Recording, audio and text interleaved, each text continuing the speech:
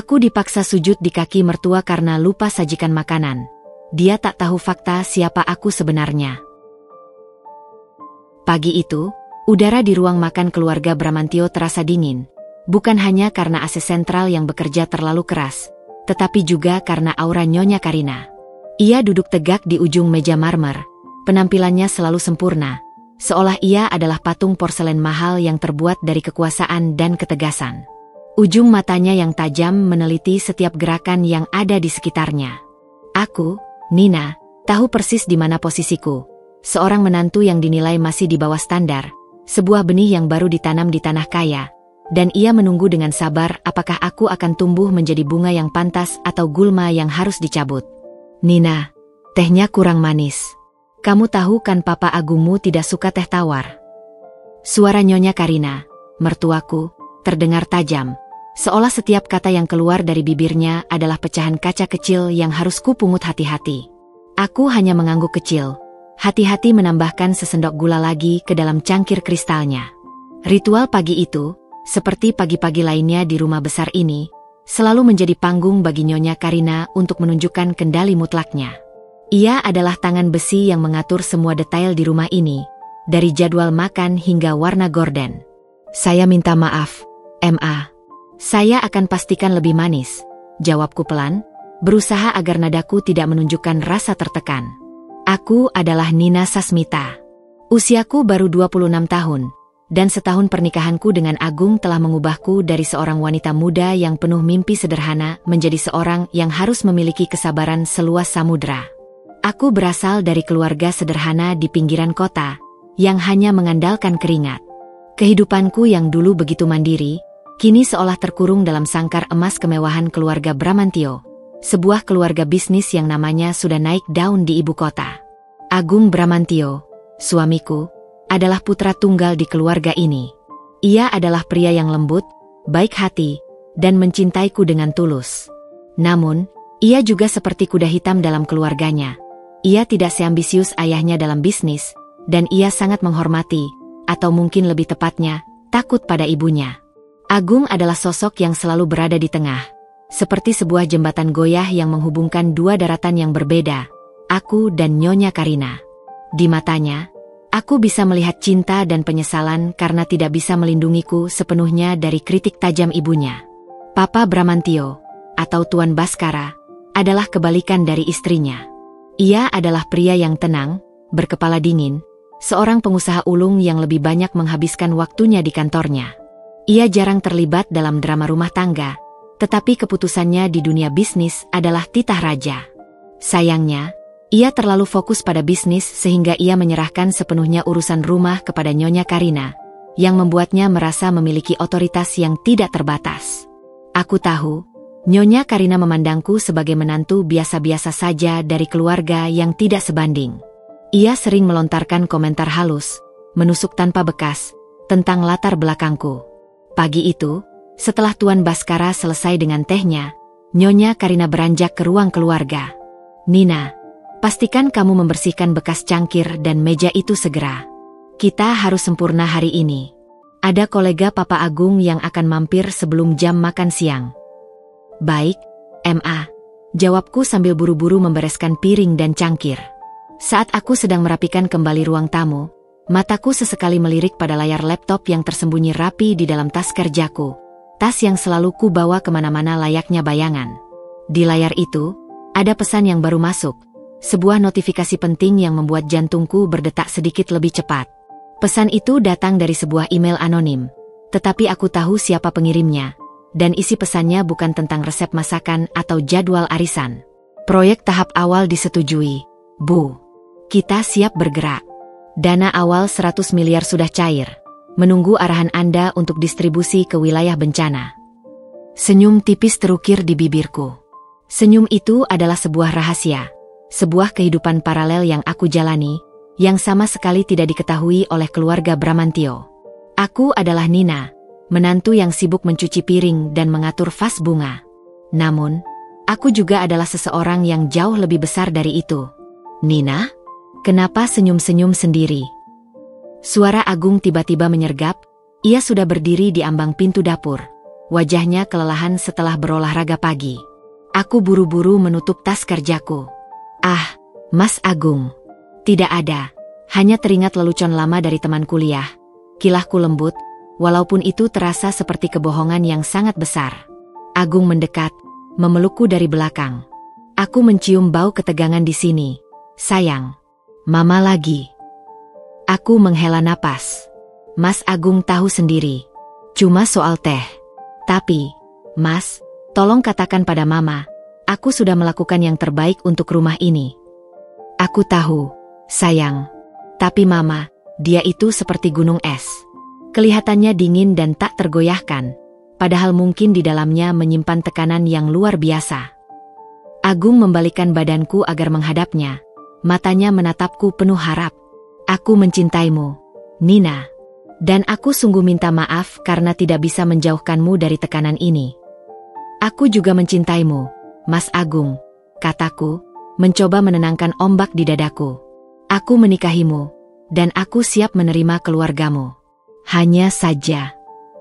Aku ragu sejenak. Hanya saja, aku punya kesibukan lain, Mas. Sesuatu yang sangat penting, yang aku harap kamu bisa mengerti kenapa aku merahasiakannya.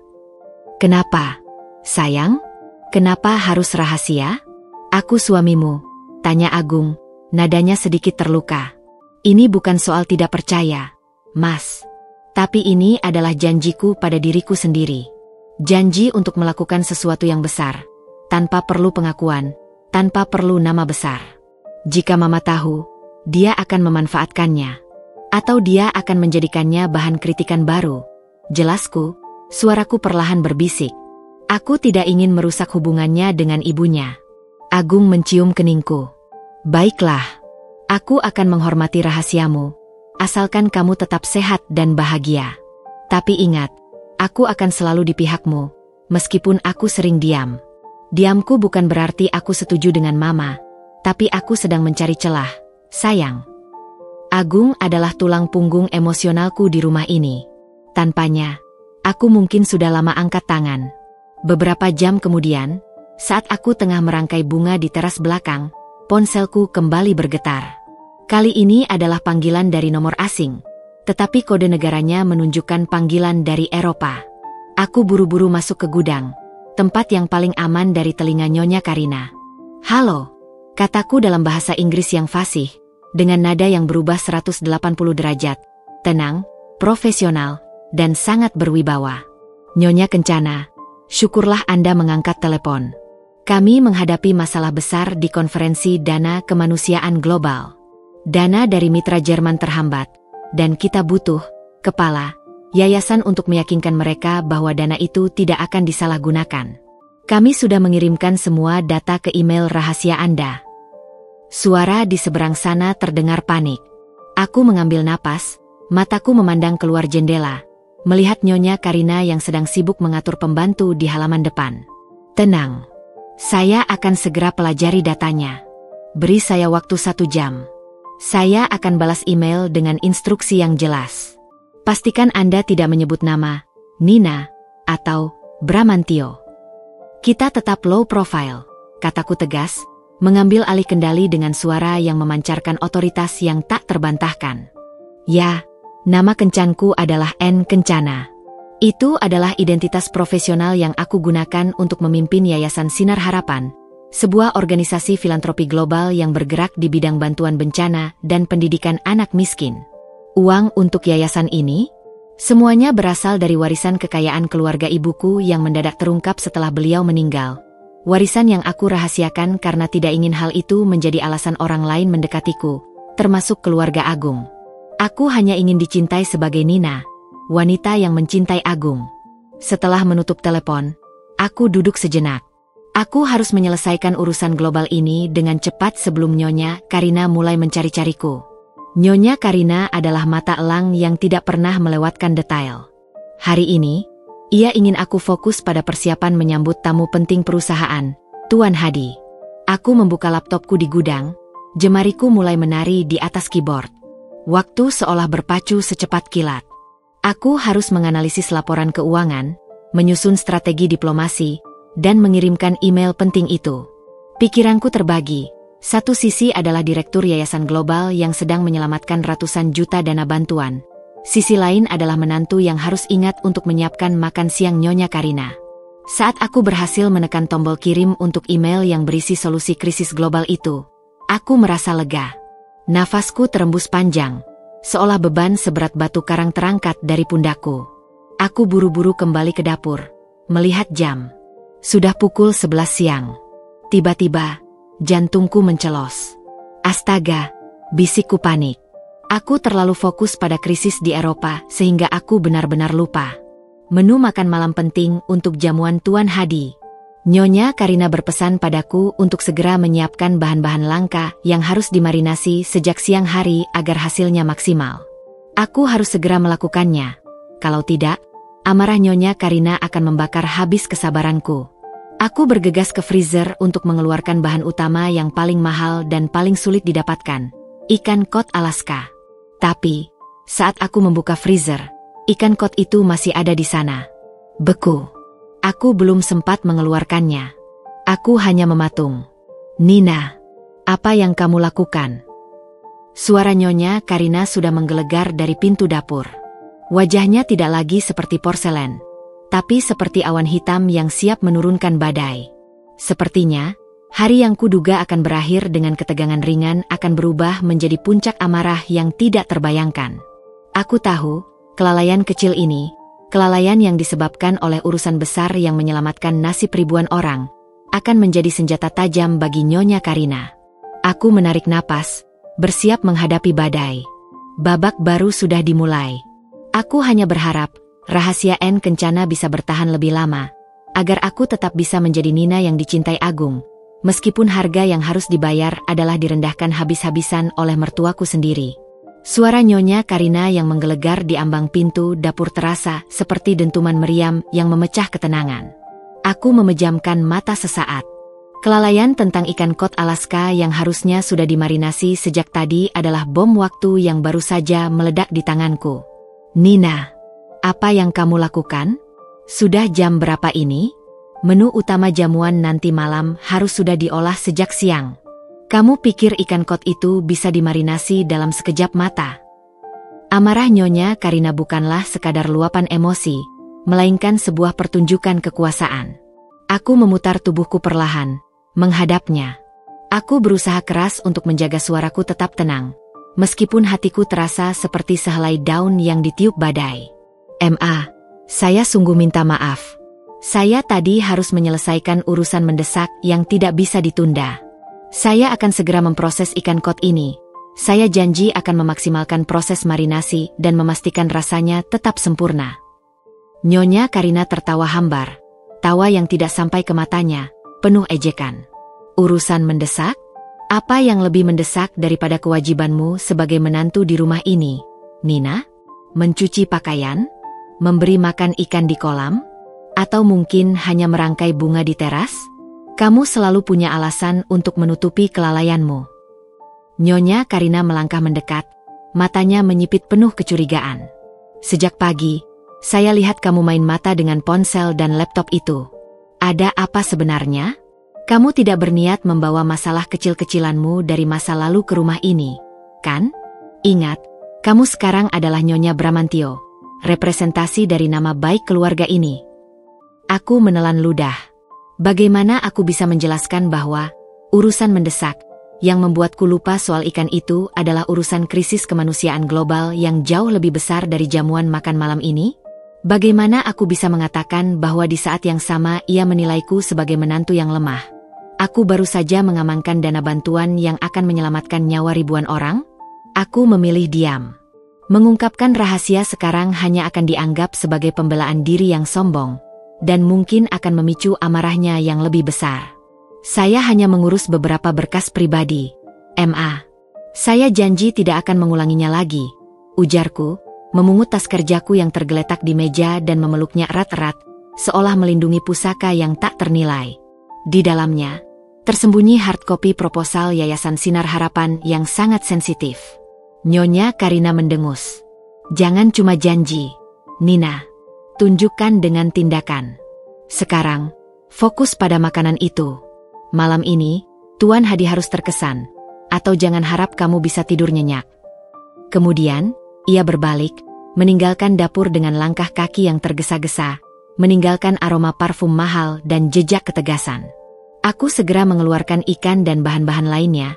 Tanganku bekerja cepat seolah disambar petir. Aku tahu bahwa meskipun hanya punya sedikit waktu, keahlianku yang tersembunyi dalam mengelola waktu dan situasi kritis harus bekerja sekarang.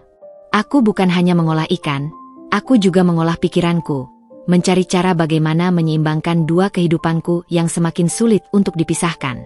Sore harinya, saat sunset mulai menaungi rumah, suasana sudah berubah 180 derajat. Aroma rempah dan masakan mewah memenuhi udara. Aku sudah berganti pakaian, siap menyambut tamu. Aku berdiri di ruang tamu, di samping Agung yang baru saja pulang. Wajah Agung terlihat sangat lelah, bukan hanya karena pekerjaan, tetapi karena ia pasti sudah mendengar keluhan dari ibunya. Mas Agung, sudah Mama ceritakan soal ikan kot tadi? Tanyaku pelan. Agung menghela napas panjang, napas seberat batu yang baru saja dilepaskan. Sudah, sayang. Mama menceritakannya seolah itu adalah dosa besar yang akan menjatuhkan perusahaan. Aku sudah mencoba membelamu, tapi Mama bilang, kamu terlalu membela istrimu.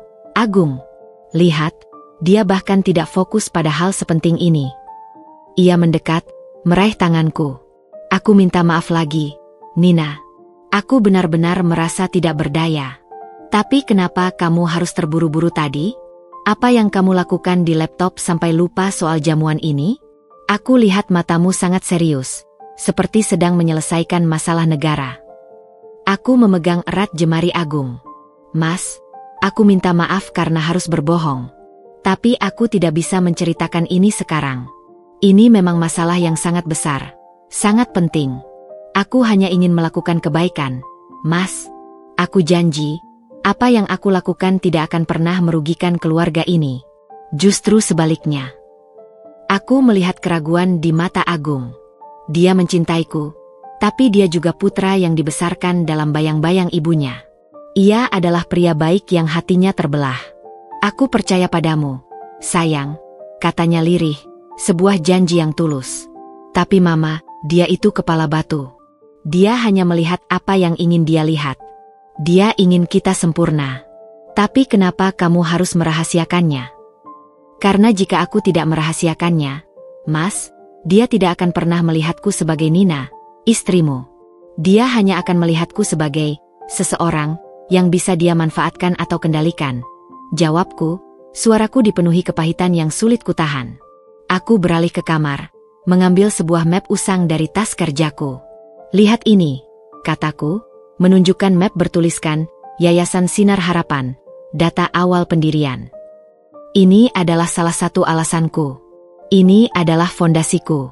Aku harus merahasiakannya dari semua orang, termasuk Mama, sampai aku yakin bahwa posisiku di sini benar-benar kuat. Agung mengambil map itu, matanya membesar saat melihat beberapa angka dan nama besar yang tertulis di dalamnya. Ini serius, Nina? Yayasan? Dengan jangkauan seluas ini? Ya, Mas. Seluas itu. Aku yang mendirikannya dengan warisan dari almarhumah ibu.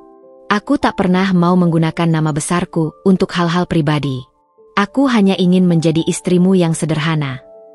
Aku kembali menyembunyikan map itu di bawah bantal, tempat paling aman dari mata elang Nyonya Karina. Tepat saat itu, Nyonya Karina masuk ke kamar tanpa mengetuk. Kebiasaan buruk yang tak pernah hilang. Agung, Nina, jangan berduaan terus di kamar. Tamu sebentar lagi datang. Agung, kamu harus bersiap. Dan Nina, kamu harus terlihat segar dan tidak lusuh. Mama tidak mau ada yang berpikir kamu tidak diurus dengan baik di rumah ini. Ia melihat kami yang masih berdiri berdekatan. Ekspresinya segera berubah curiga saat matanya melihat bantal yang sedikit terangkat. Tempatku menyembunyikan map itu. Apa yang kalian sembunyikan di sana? Tanyanya, nadanya sudah kembali tajam, penuh dominasi. Agung bergerak cepat, menutupi bantal itu. Tidak ada apa-apa, Ma. Hanya handphone Nina yang sedang diisi dayanya. Nyonya Karina memandang Agung dengan sorot mata yang sulit diartikan, lalu mengalihkan tatapannya padaku. Aku tahu dia tidak percaya, tetapi dia memilih untuk tidak memperpanjang masalah saat itu juga. Dia adalah pemain catur yang sangat sabar. Dia tahu kapan harus menunda serangan. Baiklah. Tapi Nina, dengarkan Mama baik-baik. Minggu depan, kamu harus ikut Mama ke butik. Kita harus membeli pakaian yang lebih berkelas untukmu. Kamu itu menantu keluarga Bramantio. Tidak bisa terus-terusan memakai pakaian yang, sudahlah. Perkataannya, meskipun terdengar seperti niat baik, selalu memiliki sengatan lebah di ujungnya. Itu adalah caranya untuk mengingatkanku pada posisiku yang rendah. Saya mengerti, Ma, jawabku, menarik napas dalam-dalam. Aku tahu, aku tidak bisa melawan kekuasaan ini dengan kata-kata, tapi dengan kesabaran. Satu lagi, Nyonya Karina menambahkan, wajahnya kini terlihat sangat serius. Kamu tidak boleh menyentuh laptop atau urusan berkas pribadi, itu lagi sampai jamuan nanti malam selesai. Fokus. Hidangan ini adalah nyawa bisnis Papa Agungmu. Jangan sampai kelalaian kecilmu tadi pagi terulang lagi. Aku mengangguk patuh, sementara di dalam hatiku, sebuah janji kuat terukir. Aku akan menunjukkan padamu, Ma, bahwa kesabaranku bukanlah kelemahan, melainkan perisai baja. Setelah Nyonya Karina keluar, Agung memelukku erat. Aku minta maaf. Aku hanya bisa diam. Aku janji, jika ada saatnya aku harus memilih, aku akan berdiri di sampingmu. Aku pegang janjimu, Mas, kataku. Sekarang, ayo kita hadapi jamuan ini. Aku akan buktikan, meskipun aku terlambat, masakan itu tetap akan sempurna. Dan aku akan tunjukkan, aku bisa menjadi menantu yang tangguh tanpa harus kehilangan jati diriku. Malam itu, jamuan makan malam berjalan lancar, meskipun penuh ketegangan. Tuan Hadi memuji ikan kod itu, yang aku racik dengan bumbu tersembunyi untuk mengimbangi waktu marinasi yang singkat. Nyonya Karina tersenyum lebar, tetapi senyum itu tertuju pada Tuan Hadi, bukan padaku. Ia mengambil semua pujian itu seolah itu adalah hasil kerja kerasnya sendiri. Aku hanya tersenyum samar, memandang Agung yang membalas senyumku dengan tatapan penuh syukur. Aku tahu, ini hanyalah permulaan. Desakan tuntutan Nyonya Karina akan terus meningkat, dan rahasia Yayasan Sinar Harapan yang tersembunyi di bawah bantal adalah pedang bermata dua yang suatu hari nanti akan terhunus. Kelalaian kecilku hari ini, karena fokus pada krisis yang jauh lebih besar, hanyalah pemanasan menuju badai yang sesungguhnya. Badai yang akan datang saat Nyonya Karina menemukan map usang itu. Aku bisa merasakannya. Dan aku harus bersiap. Pekan itu, ketegangan di rumah Bramantio terasa setajam sembilu di udara. Keberhasilan jamuan Tuan Hadi, meskipun ikan kod sempat terlambat, hanya memberikan jeda singkat, bukan kedamaian sejati. Nyonya Karina, setelah menerima pujian dari Tuan Baskara atas kelancaran acara, kini semakin merasa punya hak untuk menuntut kesempurnaan mutlak dariku. Ia melupakan sejenak kecurigaannya terhadap map rahasia di bawah bantalku, digantikan dengan fokus yang bagaikan laser pada negosiasi bisnis keluarga yang sedang mencapai puncaknya. Nina, panggil Nyonya Karina dari ruang keluarga, saat aku sedang menata buku-buku di rak perpustakaan. Suaranya terdengar formal, seolah aku adalah seorang asisten eksekutif, bukan menantunya. Aku mendekat dengan langkah hati-hati. Ya, Ma. Dengar baik-baik. Minggu depan, kita akan kedatangan Tuan Lim. Dia bukan sekadar investor, tapi kunci emas yang bisa membuka pintu proyek terbesar kita di luar negeri. Papa Agungmu sudah bekerja banting tulang selama setahun untuk ini. Dan Tuan Lim ini, dia adalah kolektor makanan. Dia sangat terobsesi dengan hidangan langka dan presentasi sempurna. Ia menyerahkan sebuah daftar yang ditulis dengan tangan rapi di kertas linen mahal.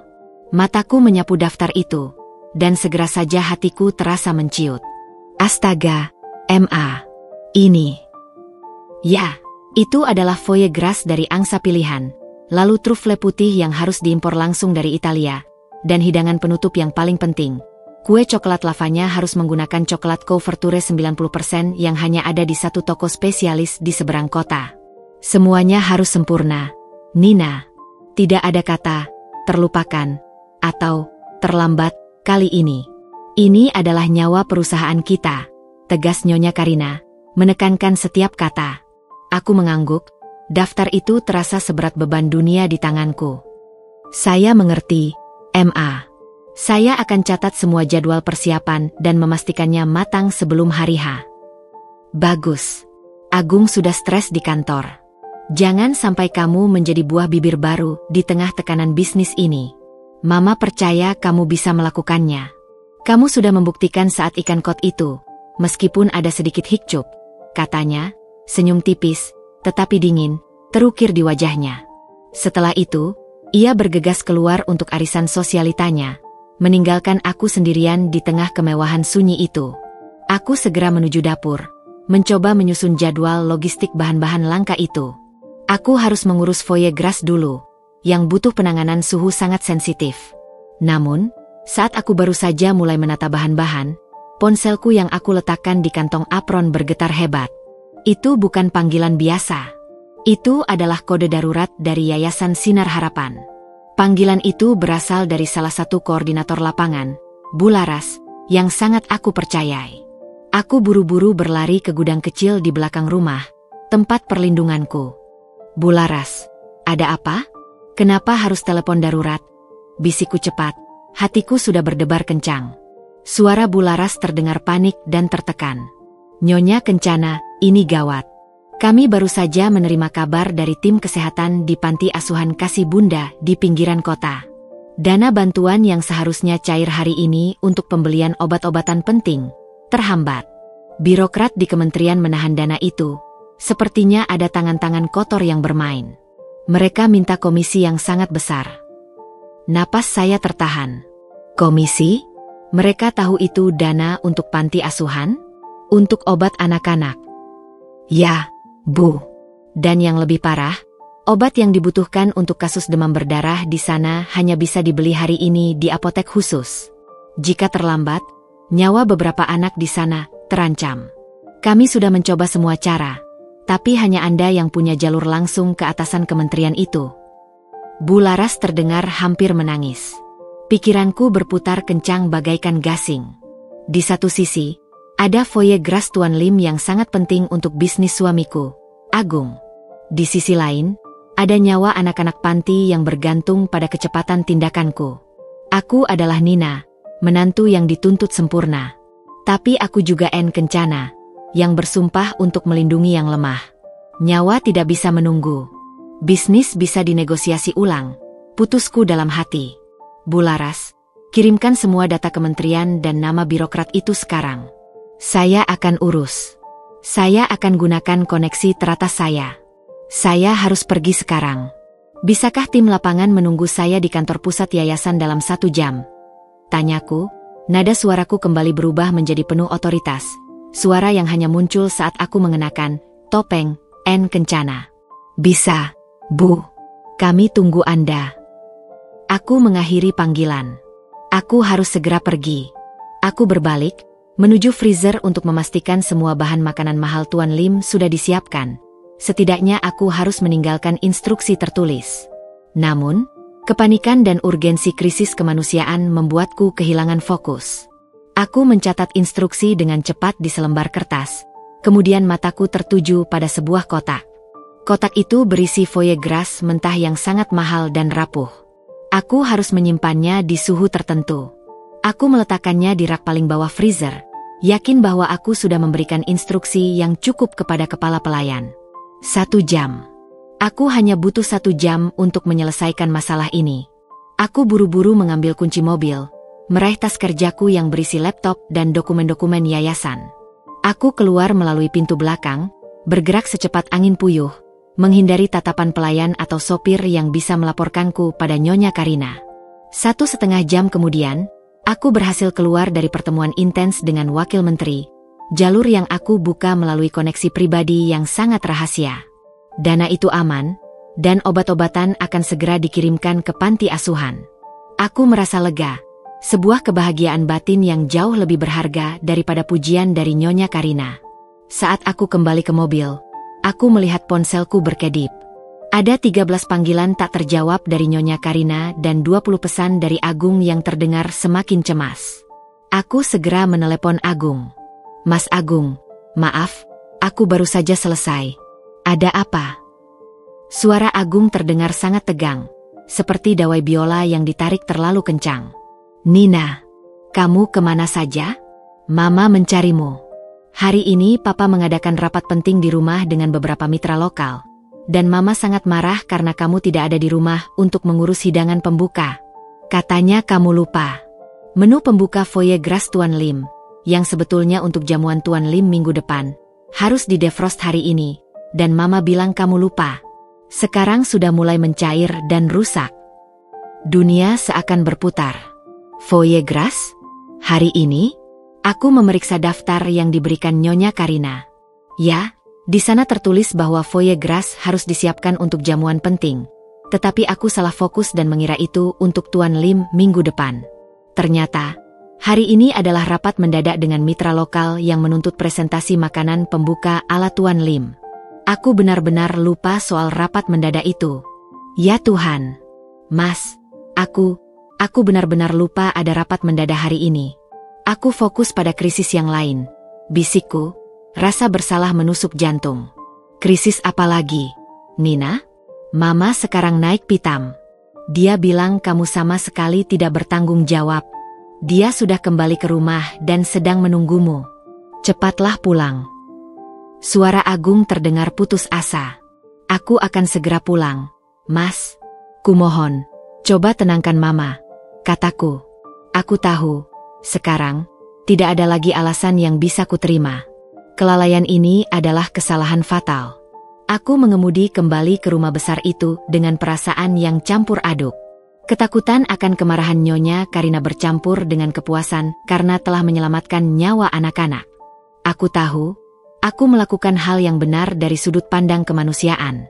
Namun, dari sudut pandang Nyonya Karina, aku baru saja melakukan pengkhianatan terbesar.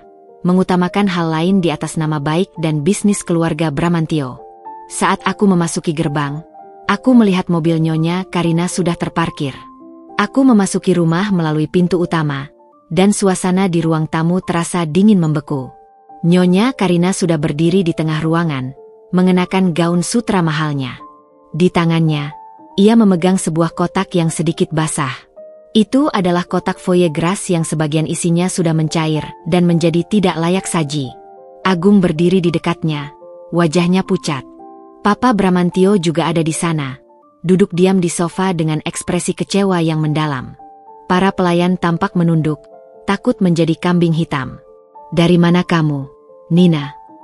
Suara Nyonya Karina tidak lagi menggelegar, tetapi rendah dan sangat berbahaya, seperti gemuruh di dasar jurang.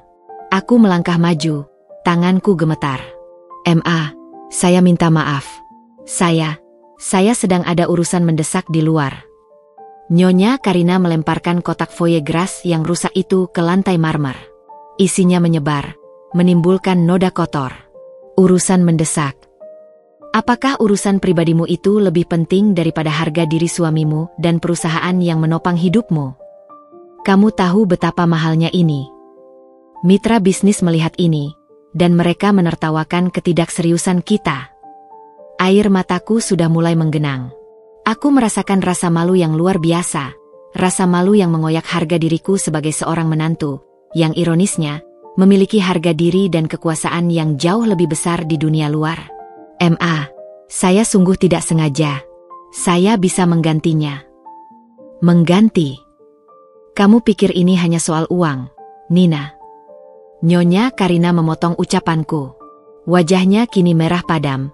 Amarahnya sudah mencapai puncak yang tidak pernah kulihat sebelumnya. Matanya menyala-nyala, menatapku seolah aku adalah musuh bebuyutan. Kamu telah mempermalukan aku di depan Papa Agungmu dan mitra bisnisnya. Kamu telah menunjukkan bahwa kamu tidak pantas menyandang nama Bramantio. Ia menunjuk ke lantai, ke arah noda Foie Gras yang menjijikan. Dengarkan aku, menantu tidak berguna. Suaranya bergetar karena emosi. Kamu pantas diberi pelajaran agar kamu tahu tempatmu. Kamu harus ingat betapa rendahnya dirimu. Aku melihat Agung di sampingnya. Ia ingin maju, tetapi tatapan tajam Nyonya Karina membuatnya terpaku. Kakinya seolah terikat rantai besi di lantai. Nyonya Karina melangkah maju. Kakinya yang terbalut sepatu hak tinggi yang mengkilap kini berdiri tepat di depanku. Ia menunjuk kakinya. Sekarang, sujud di kakiku. Minta maaf atas kelalaianmu yang memalukan ini. Katakan kamu tidak akan pernah lupa lagi. Lakukan, Nina. Sekarang juga. Kata-kata itu menghantamku sekeras palu godam. Aku menatap mata Nyonya Karina yang dipenuhi kemarahan murni. Aku menatap Agung, yang wajahnya penuh rasa sakit dan penyesalan, tetapi tidak bergerak. Aku menatap Papa Bramantio, yang memilih untuk menunduk, menghindari tatapanku. Rasa sakit karena dipermalukan dan kekecewaan pada Agung kini membakar habis kesabaranku. Lututku gemetar. Aku tahu, aku tidak bisa melawan Nyonya Karina sekarang. Dengan hati yang hancur, dan mengingat janji pada diriku sendiri untuk bersabar sampai batas maksimal, aku menundukkan kepala. Aku mulai berlutut, bersiap untuk bersujud di kaki mertuaku. Kaki Nyonya Karina berdiri kokoh di hadapanku. Sepatu hak tingginya yang mengkilap seolah memancarkan aura kemenangan dan dominasi yang dingin. Permintaannya untuk bersujud bukan hanya hukuman, melainkan sebuah deklarasi bahwa harga diriku di rumah ini tidak bernilai seujung kuku pun dibandingkan kesempurnaan dan reputasi keluarganya. Udara di ruang tamu terasa menghimpit dadaku. Setiap tarikan napas terasa seperti tusukan jarum. Aku menatap pecahan dan noda foyer gras yang tergeletak di lantai marmer, kemudian naik ke wajah Agung. Raut wajah suamiku adalah campuran dari rasa malu, ketakutan, dan penyesalan yang mendalam. Matanya memohon, seolah meminta maaf tanpa suara, tetapi kakinya tetap terpaku, menjadikannya patung batu yang tak berdaya di tengah badai ibunya. Kecewa. Kata itu menggema di relung hatiku, lebih sakit daripada makian Nyonya Karina. Dengan kekuatan terakhir, aku membiarkan lututku melunak. Pikiranku berkelana, mengingat janji yang kuucapkan pada diriku sendiri di hari pernikahan, bersabar demi Agung.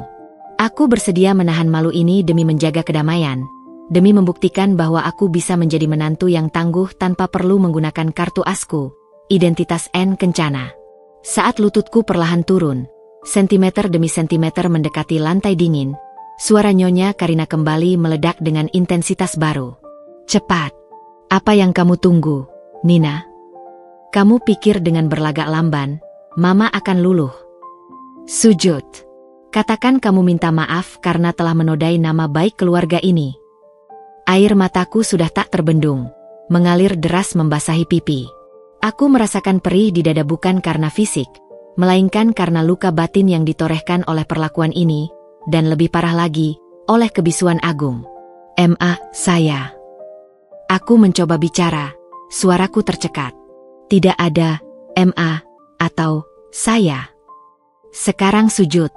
Lakukan. Nyonya Karina mengangkat tangannya, gerakan yang mengancam. Aku memejamkan mata, membiarkan tubuhku jatuh ke posisi berlutut. Kepala menunduk, bibirku hampir menyentuh sepatu mahal milik Nyonya Karina. Aku tidak melihat wajahnya, tapi aku bisa merasakan tatapan kemenangannya yang dingin. Aku minta maaf, Aku berjanji tidak akan. Tepat pada detik itu, ketika bibirku hendak menyelesaikan permintaan maaf yang menghinakan itu, tiba-tiba terdengar suara keras dan nyaring yang memecah ketegangan. Bukan suara bentakan Nyonya Karina, melainkan dentuman pintu yang dihempaskan oleh Papa Bramantio. Tuan Baskara, yang selama ini duduk diam seperti bayangan di sudut sofa, tiba-tiba berdiri. Wajahnya yang biasanya tenang kini terlihat sangat tegang dan panik. Ia tidak menatapku atau istrinya, melainkan ponsel yang ia pegang erat-erat. Karina, Agung, kalian hentikan sandiwara konyol ini. Suara Tuan Baskara jarang meninggi, dan kali ini, suaranya mengandung kejutan yang membuat Nyonya Karina tertegun. Amarahnya seolah tiba-tiba tersiram air es. Nyonya Karina menoleh, wajahnya bingung. Ada apa, Papa? Kenapa kamu berteriak? Lihat, Nina sudah mengakui kesalahannya. Tuan Baskara tidak peduli. Matanya tertuju pada layar ponsel yang menunjukkan panggilan masuk dan pesan dari luar negeri. Ini bukan waktunya untuk mengurus menantu. Kita dalam masalah. Masalah besar. Masalah apa? Tanya Agung, akhirnya menemukan suaranya, melangkah maju ke arah ayahnya. Tuan Baskara menghela napas berat. Wajahnya kini berubah pias, seperti mayat hidup. Proyek besar kita di luar negeri. Proyek yang kita andalkan untuk menstabilkan perusahaan dan yang akan kita presentasikan pada Tuan Lim minggu depan. Dibatalkan. Kontraknya dibatalkan sepihak. Ketiga kata itu, dibatalkan sepihak, terasa menghantam seisi ruangan. Nyonya Karina mematung, ekspresi marahnya lenyap ditelan kepanikan. Agung membelalak, tidak percaya. Aku sendiri, yang masih dalam posisi berlutut, merasakan kejutan yang sama. Semua drama rumah tangga yang kami alami terasa begitu kecil dibandingkan dengan krisis yang tiba-tiba ini. Bagaimana bisa? Kontrak itu sudah final. Kita sudah investasi begitu banyak di sana, teriak Nyonya Karina. Tuan Baskara menunjuk ponselnya yang kembali bergetar. Kini menunjukkan panggilan video dari rekan bisnis mereka di luar negeri, Tuan Lim. Rekan bisnis yang harusnya mereka jamu minggu depan. Tuan Lim yang menelepon. Dia yang memberitahu ini. Katanya kita harus segera mencari pengganti proyek itu atau perusahaan kita gulung tikar. Kita butuh bantuan segera dari seseorang yang punya jaringan koneksi kuat di pemerintahan sana. Tuan Baskara panik, keringat dingin membasahi pelipisnya. Nyonya Karina meraih lengan suaminya. Lalu, siapa yang bisa membantu kita secepat ini, Papa? Semua jalur kita sudah dicoba. Tuan Baskara menatap Agung dan Nyonya Karina dengan mata putus asa. Hanya satu, Karina. Tuan Lim bilang, hanya ada satu orang yang mampu menyelesaikan birokrasi ini dan mengamankan proyek pengganti. Seseorang yang sangat tertutup, tapi jaringannya sangat luas, terutama di bidang kemanusiaan dan pembangunan infrastruktur. Tuan Baskara menjawab panggilan Tuan Lim. Suara Tuan Lim terdengar samar, tetapi kata-katanya penuh tekanan. Tuan Bramantio, Nyonya Karina, saya turut berduka. Tapi Anda tidak punya waktu. Dengarkan saya baik-baik. Ada satu orang yang Anda harus temui. Dia sangat low profile, tapi dia adalah anak emas di dunia diplomasi. Hanya dia yang bisa membuka jalur itu untuk bisnis Anda. Dia adalah Direktur Yayasan Sinar Harapan. Anda harus memohon bantuannya. Hanya dia yang punya pengaruh untuk menyelamatkan perusahaan Anda. Nyonya Karina dan Agung mendengarkan dengan napas tertahan, seolah mereka sedang mendengarkan ramalan nasib. Direktur itu sangat tertutup, bahkan media tidak tahu wajah aslinya. Tapi dia sangat berpengaruh di jaringan internasional. Namanya N. Kencana, kata Tuan Lim dengan penekanan. Tepat saat nama itu disebutkan, ponselku, yang tergeletak di samping tas kerjaku di meja kecil, berdering dengan nada dering khusus yang sangat jarang kudengar. Itu adalah notifikasi pesan masuk. Aku, yang masih berlutut di lantai, merasakan tatapan Nyonya Karina, Agung, dan Tuan Baskara yang tiba-tiba bergeser, dari Tuan Lim di layar ponsel, ke arah ponselku. Aku merasakan jantungku berdebar tak karuan. Waktunya sudah tiba. Aku perlahan mengangkat tubuhku dari posisi berlutut. Aku berdiri tegak, air mata yang tersisa di pipiku kini terasa dingin, digantikan oleh gelombang kekuatan dan otoritas yang tiba-tiba menyapu bersih rasa malu tadi. Aku berjalan pelan ke arah meja kecil, mengambil ponselku. Sebuah pesan baru saja muncul di layar. Itu dari Tuan Lim. Maaf mengganggu, Bu N. Kencana. Tolong kami. Proyek. Aku menatap ponsel itu, lalu mengangkat kepalaku dan menatap lurus ke mata Nyonya Karina. Tatapan yang kini tidak lagi dipenuhi kesabaran seorang menantu, melainkan ketegasan seorang pemimpin. Aku menekan tombol panggilan balik. Suaraku kini terdengar tenang, profesional, dan berwibawa. Sangat berbeda dari menantu yang baru saja dipaksa sujud karena sepotong makanan. Ya, Tuan Lim, jawabku melalui telepon. Terima kasih atas informasinya. Saya akan segera pelajari kasusnya. Tolong siapkan briefing mendesak. Aku akan datang ke sana sekarang. Aku mematikan telepon. Keheningan di ruangan itu terasa begitu berat, seolah udara sudah membeku menjadi kristal es. Nyonya Karina, Agung, dan Papa Bramantio menatapku. Mata mereka membelalak ngeri, bingung, dan tidak percaya. Aku menarik napas panjang, mengusap bekas air mata terakhirku. Aku menatap lurus ke mata Nyonya Karina. Matanya adalah cermin kekalahannya yang kini tercermin di mataku. Nyonya Karina, kataku, Kini aku tak lagi menggunakan panggilan Mama. Suaraku rendah dan penuh makna. Sebelum saya pergi untuk menyelamatkan apa yang Anda sebut nyawa perusahaan, ada satu hal yang perlu Anda tahu. Aku jeda sejenak, membiarkan kebenaran itu merayap masuk ke dalam kesadaran mereka. N. Kencana adalah inisial saya. Itu adalah nama yang saya gunakan untuk Yayasan Sinar Harapan. Saya adalah direktur yang Anda cari. Udara di ruang tamu keluarga Bramantio kini terasa setebal kabut di musim dingin. Pengakuan yang baru saja keluar dari bibirku. N. Kencana adalah inisial saya. Saya adalah direktur yang Anda cari. Bergaung dalam keheningan yang mematikan. Kata-kata itu seolah menjadi guntur yang menghancurkan semua asumsi dan konstruksi kekuasaan yang selama ini dibangun Nyonya Karina. Aku berdiri tegak, membiarkan tubuhku memancarkan aura N. Kencana yang selama ini kusembunyikan. Aku tidak lagi menantu yang gemetar karena sepotong foie gras yang rusak, melainkan seorang profesional yang baru saja menutup panggilan penting, seorang yang memiliki kekuatan untuk menggerakkan roda diplomasi global. Kontras antara posisi berlututku beberapa detik yang lalu dengan ketegasan sikapku saat ini adalah pisau bermata dua yang menusuk Nyonya Karina. Wajah Nyonya Karina pias. Rona merah amarahnya telah lenyap, digantikan oleh pucat pasi dan tatapan kosong yang menunjukkan otaknya sedang bekerja keras untuk memproses informasi yang tidak masuk akal ini. Ia tampak seperti patung porselen mahalnya yang tiba-tiba menemukan retakan besar di permukaannya. Tidak mungkin. Ia bergumam, suaranya lemah, jauh dari arogansi yang biasanya. Kamu bohong, Nina. Kamu hanya ingin membalas dendam karena Mama memintamu bersujud. Aku menatapnya dengan tatapan lembut, tetapi penuh kebenaran. Mengapa saya harus berbohong di saat perusahaan Anda sedang berada di ujung jurang, Nyonya Karina? Jika saya berbohong, untuk apa saya harus menerima panggilan Tuan Lim secara rahasia dan setuju untuk menghadiri briefing mendesak? Aku menoleh ke arah Agung. Suamiku terperangah.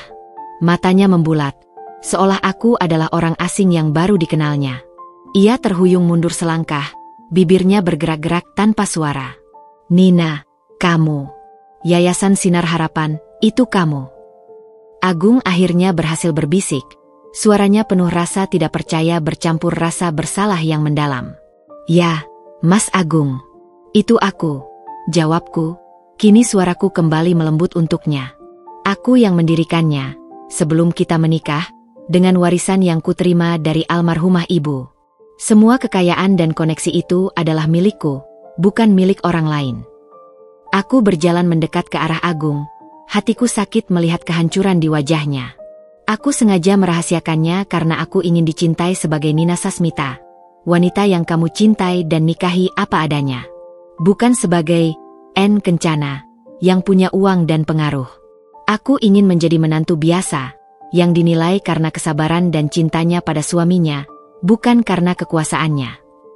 Aku berhenti sejenak, tatapanku kembali tertuju pada Nyonya Karina yang kini sudah terduduk di sofa. Papa Bramantio, Tuan Baskara, masih memegang ponsel, terkejut tak mampu bicara. Tapi ternyata, lanjutku, suaraku kembali tegas. Kesabaranku dianggap kebodohan, dan kerendahan hatiku dianggap kelemahan. Kalian menilai saya berdasarkan latar belakang keluarga saya yang sederhana dan kelalaian kecil tentang sepotong foie gras yang rusak. Aku menunjuk ke lantai, pada noda kotor yang menyebar di marmer mahal itu, tempat air mataku juga jatuh beberapa saat lalu. Saya melihat ke bawah, pada noda air mata di lantai ini, di tempat saya hampir bersujud. Kalian meminta saya merendahkan diri dan harga diri saya karena kelalaian yang terjadi karena saya sedang berusaha menyelamatkan nyawa anak-anak di panti asuhan dari birokrasi kotor. Saya sedang berjuang untuk kemanusiaan.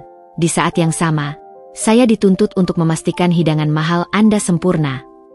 Nyonya Karina mengangkat tangannya, seolah ingin menutup telinganya dari rentetan kebenaran yang menusuk tajam itu. Cukup. Jangan memutarbalikkan fakta. Kamu tetap lalai. Kenapa kamu harus merahasiakan ini?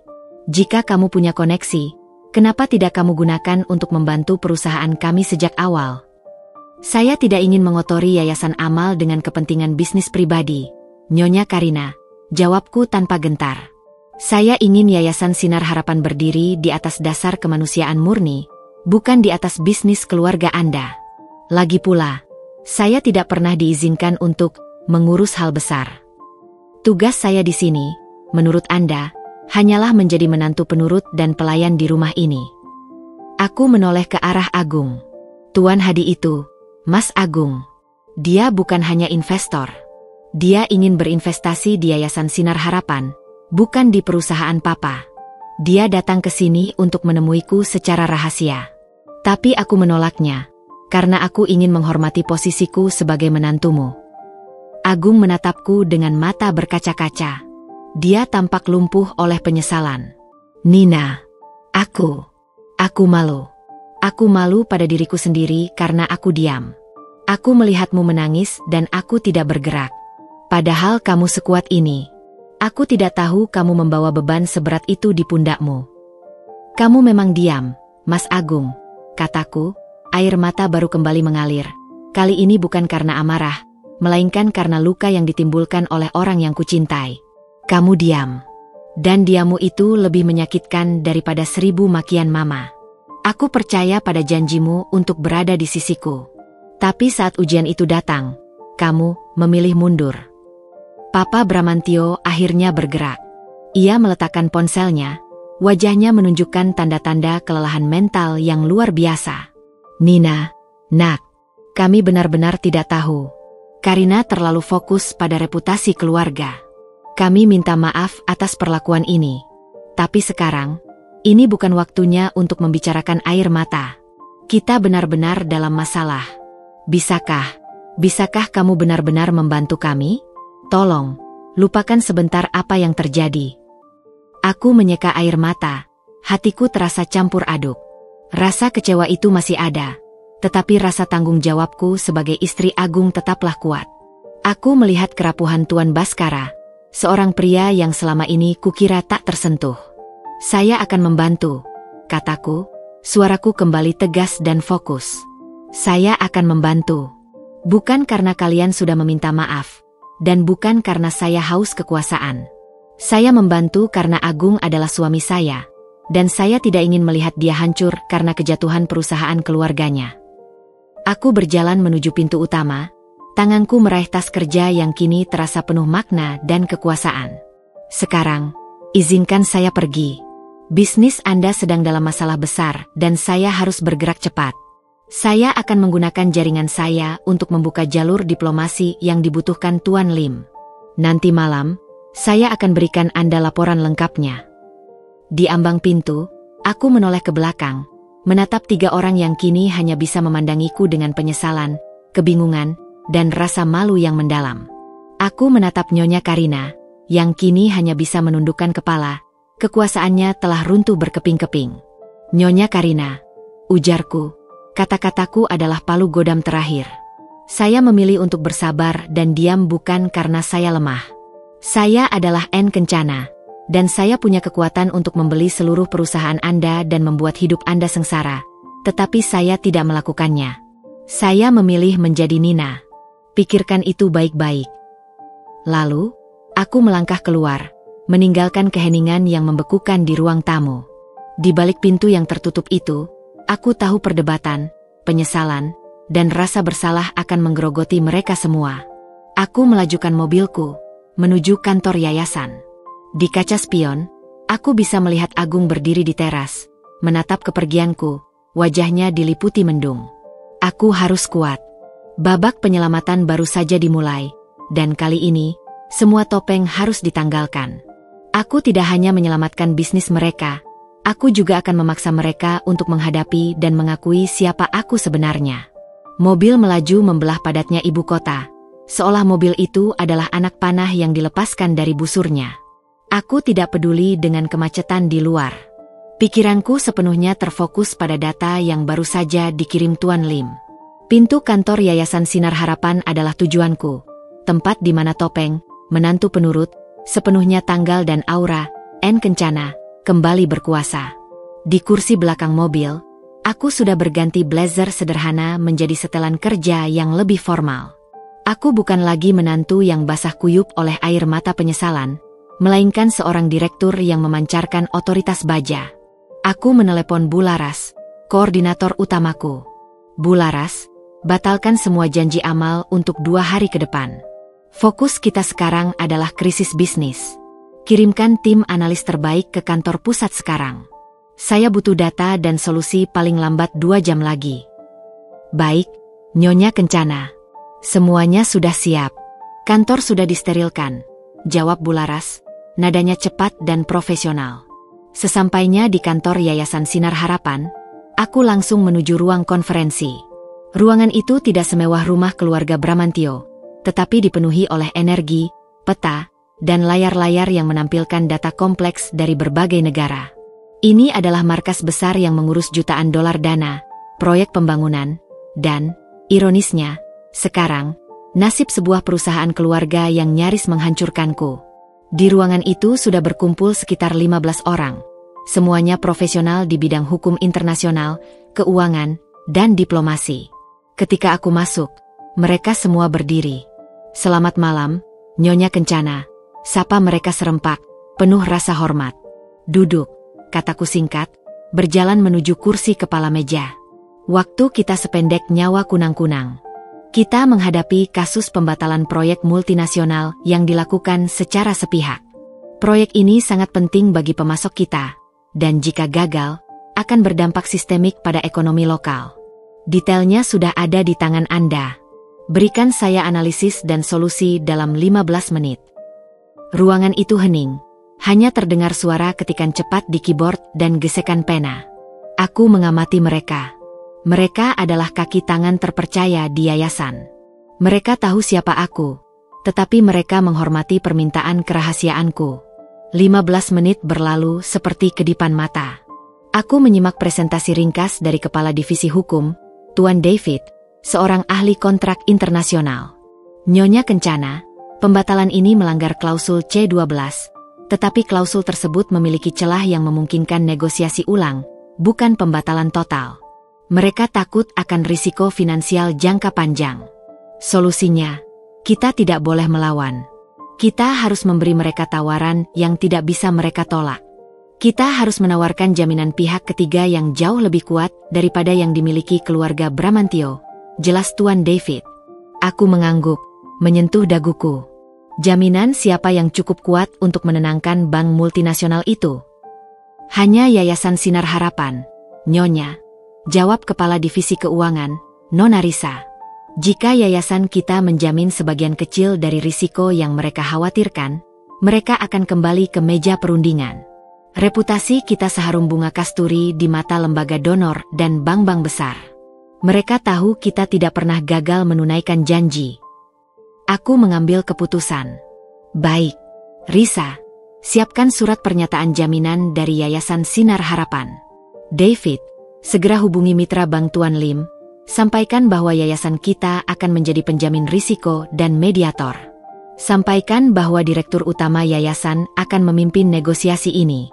Kita harus menyelamatkan proyek itu. Aku memberikan perintah demi perintah, mengatur alur negosiasi dan diplomasi dalam waktu singkat. Di dunia ini, aku adalah N. Kencana, seorang wanita yang memegang kendali penuh.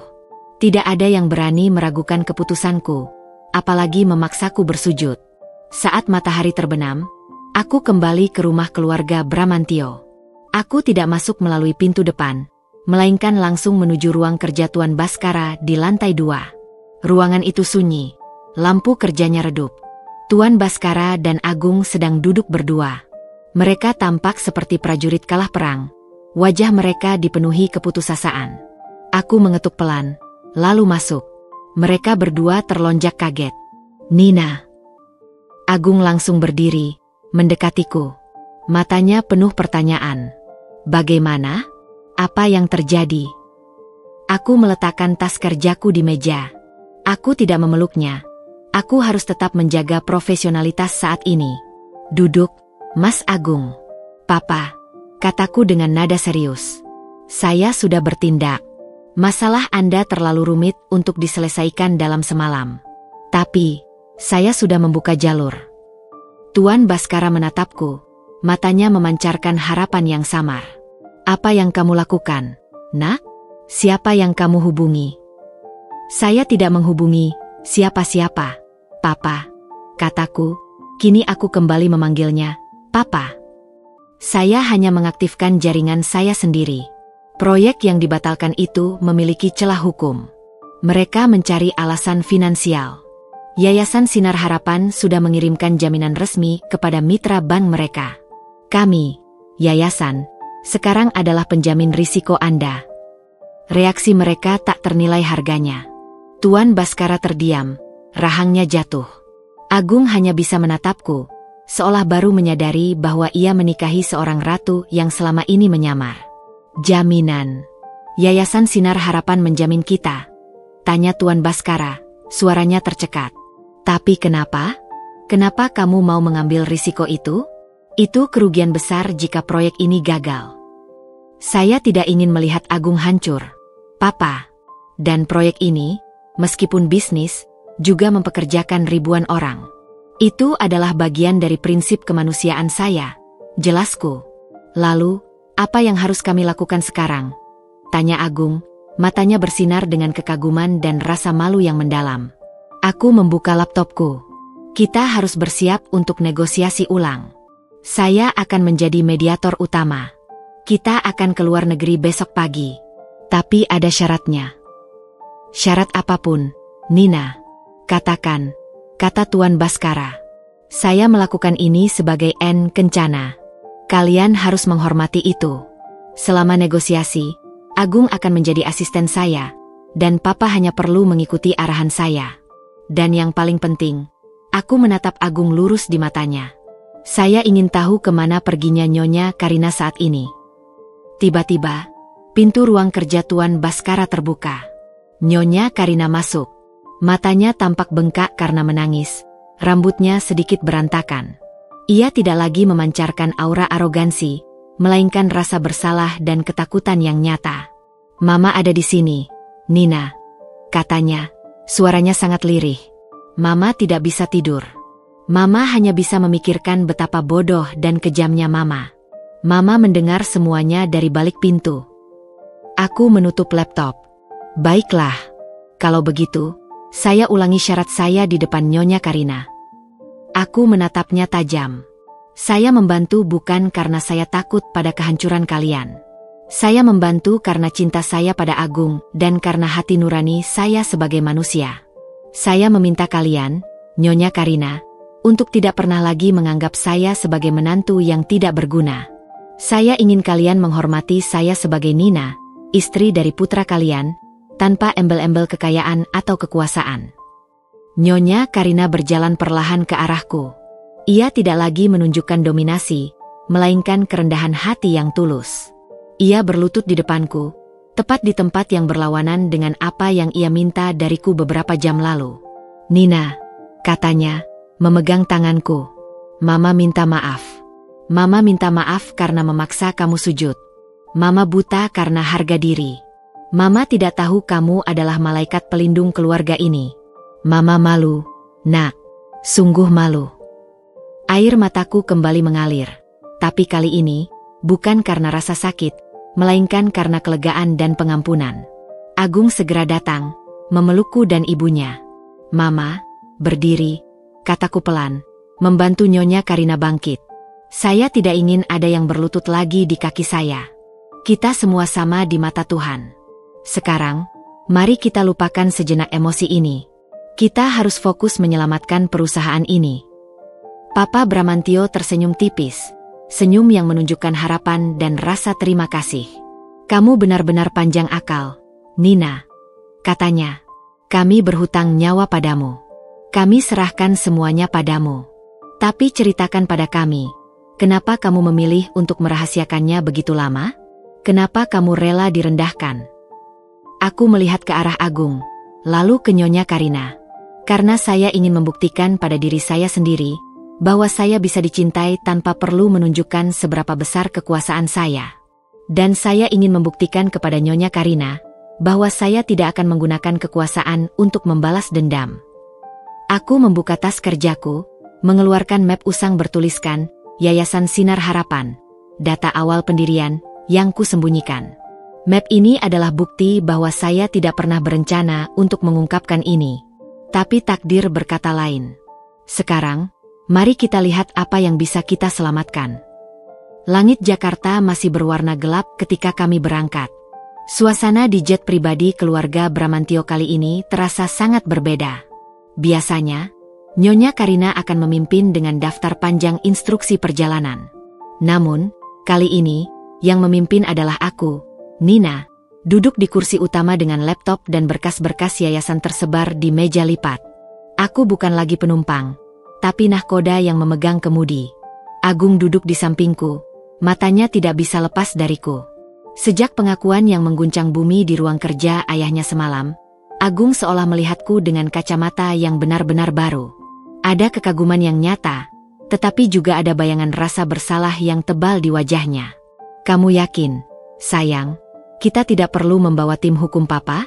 Hanya kamu dan aku? Tanya Agung, suaranya masih sedikit ragu. Aku menutup file di laptopku. Tim hukum papa hanya ahli di pasar lokal, Mas. Kasus ini melibatkan offshore banking dan regulasi multinasional. Saya sudah membawa tim terbaik saya, Tuan David dan Nona Risa. Mereka akan menunggu kita di bandara sana. Kamu tenang saja. Kamu harus percaya pada N. Kencana. Aku mengucapkan nama itu, N. Kencana, dengan sedikit senyum masam.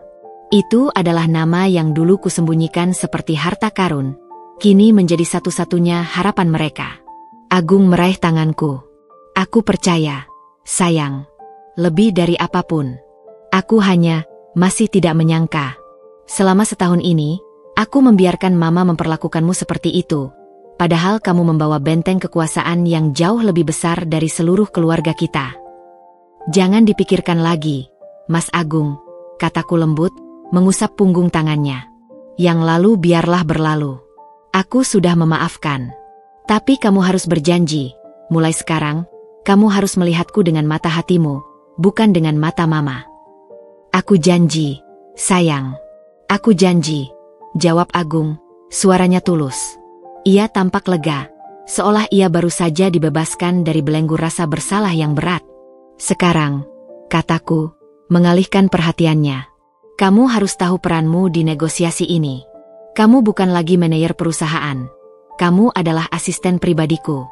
Tugasmu adalah mengurus logistik, memastikan kerahasiaan dokumen, dan yang paling penting, mengamati dengan saksama bagaimana permainan ini berjalan. Agung mengangguk antusias. Siap, Bos Besar N. Kencana. Aku siap jadi tangan kanan MU. Sesampainya kami di Frankfurt, Jerman, suasana profesional langsung menyambut kami. Tuan David dan Nona Risa sudah menunggu, membawa kami langsung ke kantor firma hukum tempat kami akan bertemu dengan perwakilan bank multinasional yang tadinya membatalkan proyek.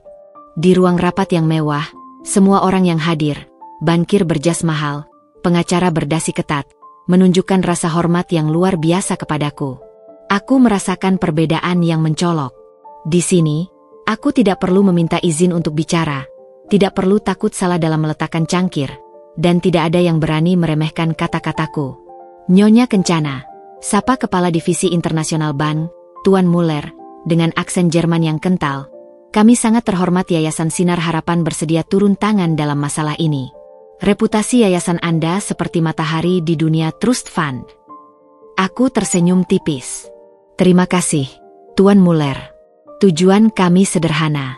Kami ingin menyelamatkan proyek ini, karena kegagalannya akan berdampak pada rantai pasok dan ribuan tenaga kerja yang sudah telanjur bergantung. Yayasan kami siap menjamin 30% dari risiko finansial yang Anda khawatirkan, dengan syarat bank segera membuka negosiasi ulang dengan Tuan Bramantio. Tuan Muller dan timnya berbisik-bisik, terkejut dengan tawaran jaminan yang begitu besar dan berani dari sebuah yayasan amal.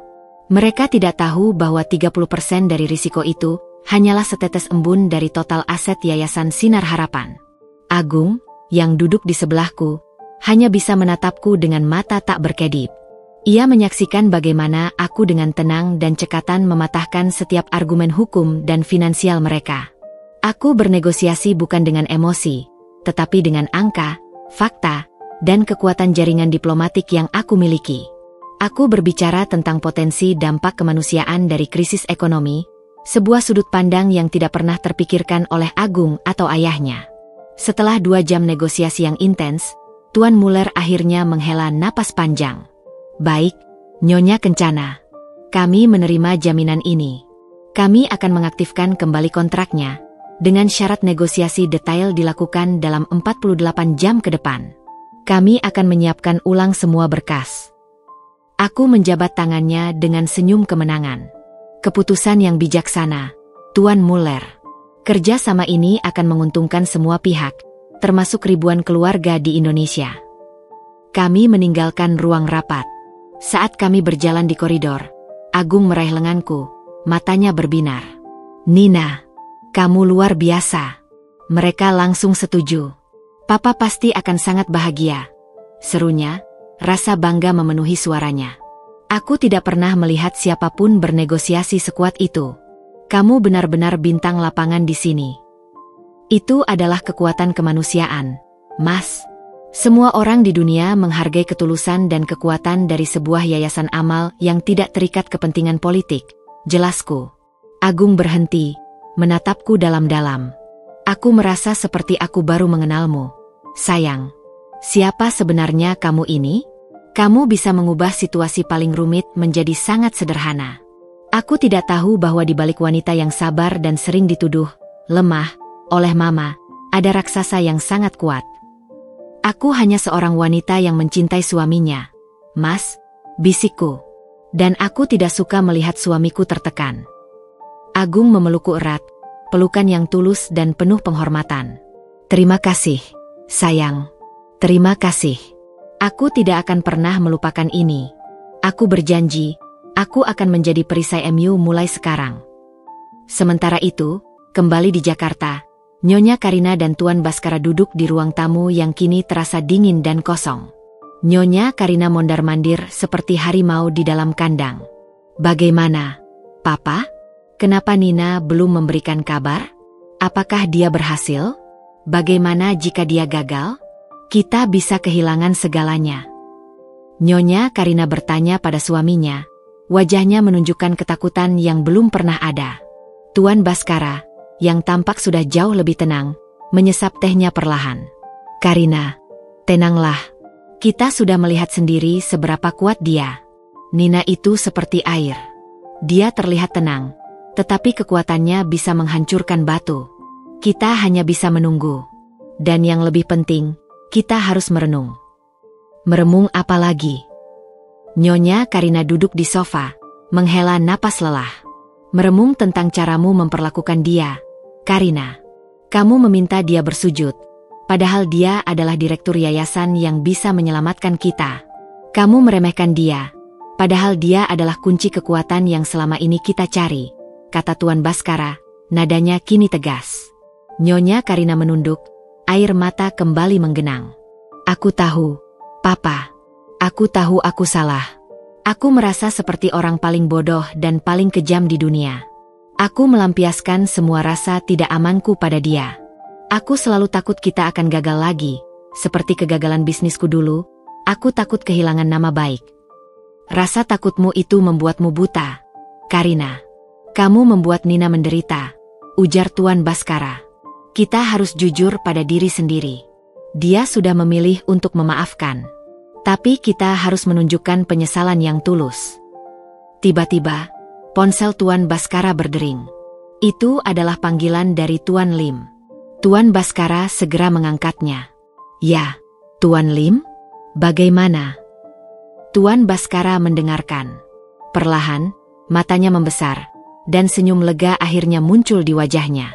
Syukurlah, syukurlah. Negosiasi dibuka kembali. Yayasan Sinar Harapan menjamin kita. Tuan Baskara menoleh ke arah Nyonya Karina. Matanya bersinar. Ya, Karina. Nina berhasil. Dia sudah membuka kembali negosiasi. Tuan Lim bilang, hanya Nina yang bisa melakukannya. Tuan Lim sangat memuji profesionalitas N. Kencana. Dia benar-benar malaikat penolong bagi kita. Nyonya Karina menutup wajahnya dengan kedua tangan. Kini ia menangis terseduh-seduh. Bukan karena takut, tapi karena penyesalan yang mendalam. Aku memintanya bersujud. Papa, aku memintanya bersujud. Ia bergumam, rasa malu dan penyesalan terasa menghancurkan sisa harga dirinya. Saat itu juga, Nyonya Karina sadar, bantuan Nina tidak hanya menyelamatkan bisnis, tetapi juga memaksa ia untuk menghadapi dan mengakui luka lama dan kesalahannya sendiri. 2 hari berselang, negosiasi yang dipimpin olehku, N. Kencana, berjalan lancar dan efisien. Di bawah arahan dan jaminan Yayasan Sinar Harapan, bank multinasional itu menyetujui kontrak baru dengan syarat-syarat yang jauh lebih menguntungkan bagi perusahaan keluarga Bramantio. Proyek besar itu terselamatkan. Aku berhasil menarik perusahaan suamiku keluar dari mulut jurang kehancuran. Aku dan Agung kembali ke Jakarta pada malam hari. Setibanya di rumah, aku merasa lelah, tetapi puas. Lelah karena berpacu dengan waktu dan mengatasi perbedaan zona waktu, tetapi puas karena telah membuktikan, bukan dengan kata-kata, tetapi dengan tindakan nyata. Saat kami memasuki rumah, suasananya terasa berbeda. Tidak ada ketegangan, tidak ada formalitas dingin. Hanya ada aroma sup hangat yang memenuhi udara. Nyonya Karina sudah berdiri di ruang tamu, di samping Tuan Baskara. Penampilannya masih rapi, tetapi aura dominasinya telah hilang, digantikan oleh kerendahan hati yang nyata. Ia tidak langsung menyambut kami dengan pelukan atau seruan gembira. Ia hanya menatapku dengan mata yang masih bengkak karena kurang tidur dan menangis. Agung segera mendekatiku. Sayang, kamu pasti lelah sekali. Kenapa tidak langsung istirahat? Aku baik-baik saja, Mas Agung, jawabku. Aku ingin melihat bagaimana hasil kerjaku diterima di sini. Nyonya Karina melangkah maju, perlahan-lahan. Langkahnya terasa berat, seolah ia sedang membawa beban bertonton di pundaknya. Ia berhenti tepat di depanku. Nina, panggilnya, suaranya parau.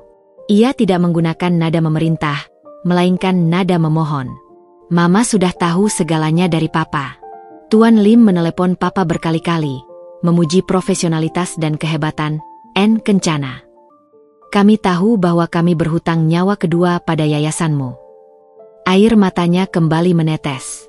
Ia tidak berusaha menyembunyikannya. Mama minta maaf, nak. Mama minta maaf atas penghinaan yang Mama berikan padamu. Terutama saat Mama memintamu bersujud. Itu adalah hal terbodoh dan terkejam yang pernah Mama lakukan.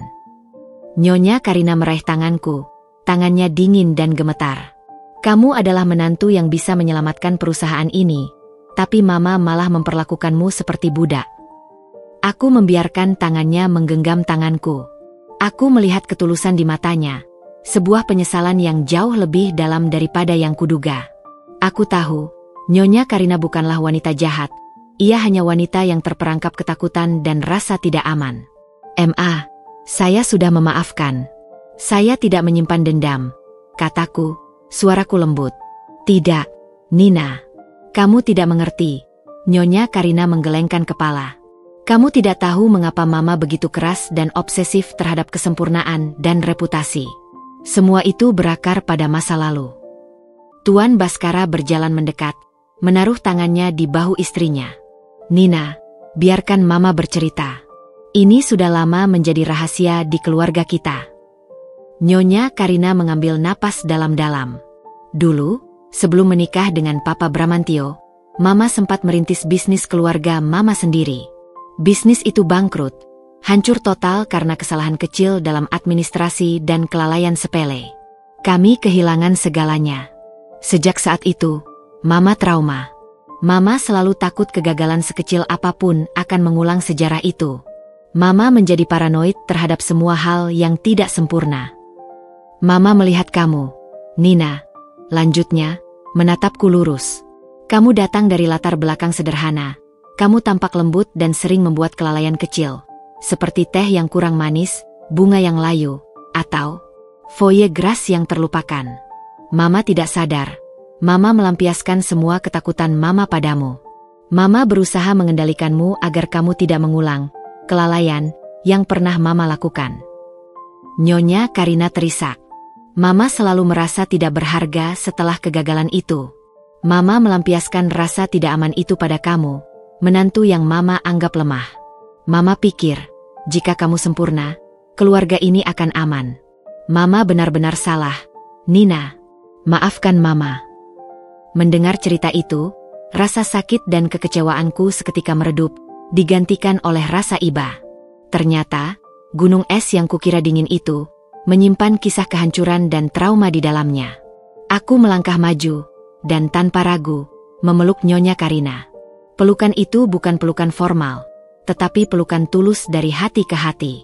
"Ma," bisikku, "saya mengerti. Saya tidak lemah. Saya memilih untuk bersabar dan diam karena saya tahu ada hal yang lebih penting daripada membalas dendam. Saya tahu, kemarahan Anda berakar dari rasa sakit, bukan dari kebencian murni." Tuan Baskara menghela napas lega. Ia tahu, momen ini adalah titik balik sejati bagi keluarganya. Agung, yang berdiri di samping kami, menatapku dengan mata penuh cinta dan kekaguman yang tak terhingga. "Nina," kata Agung, suaranya lirih. "Kamu tidak hanya menyelamatkan bisnis keluarga. Kamu menyelamatkan Mama dari trauma yang selama ini membelenggunya." Nyonya Karina menarik diri dari pelukan, menyeka air matanya. "Mama tidak akan pernah bisa membalas kebaikanmu. Mama tidak akan pernah bisa melupakan betapa mulianya hatimu saat kamu memilih untuk membantu kami, padahal kami baru saja menghinamu." "Saya membantu karena saya masih menantu Anda, Ma," kataku. "Saya masih istri Agung. Saya tidak meminta balasan apapun, kecuali satu hal, keadilan. Keadilan untuk hati nurani saya dan untuk hubungan kita. Keadilan itu sudah Mama berikan, Nina," kata Nyonya Karina, menatapku lurus. "Mulai sekarang, kamu adalah kepala rumah tangga di hati ini. Mama akan menghormati semua keputusanmu, termasuk yayasanmu. Mama janji, Mama tidak akan pernah lagi meremehkan apapun yang kamu lakukan." Aku tersenyum lega. Konflik besar di antara kami telah berakhir. Tiba-tiba, Tuan Baskara meraih tanganku. "Satu hal lagi, Nina. Kamu ingat Tuan Lim memuji Yayasan Sinar Harapan? Dulu, sekitar 20 tahun yang lalu, saat bisnis Mama Karina hancur, ada sebuah yayasan kecil yang secara anonim memberikan bantuan kesehatan dan pendidikan kepada salah satu kerabat kami yang nyaris putus asa. Bantuan itu sangat kecil, tapi krusial. Bantuan itu membuat kerabat kami bisa bangkit dan menjadi salah satu pemasok setia kami hingga kini." Tuan Baskara menatapku. Yayasan kecil itu bernama Yayasan Harapan Bangsa. Apakah ada hubungannya? Aku hanya bisa tersenyum misterius. Yayasan Sinar Harapan, Papa, adalah hasil dari peleburan beberapa yayasan kecil yang tulus. Tujuannya adalah untuk memperkuat jangkauan kami. Mungkin kebetulan itu adalah takdir yang menguatkan hubungan kita, Papa. Aku tidak perlu menjelaskan detailnya. Mereka sudah mengerti. Bantuan yang aku berikan pada kerabat mereka dulu, kini kembali menyelamatkan keluarga ini. Takdir memang berputar pada porosnya sendiri.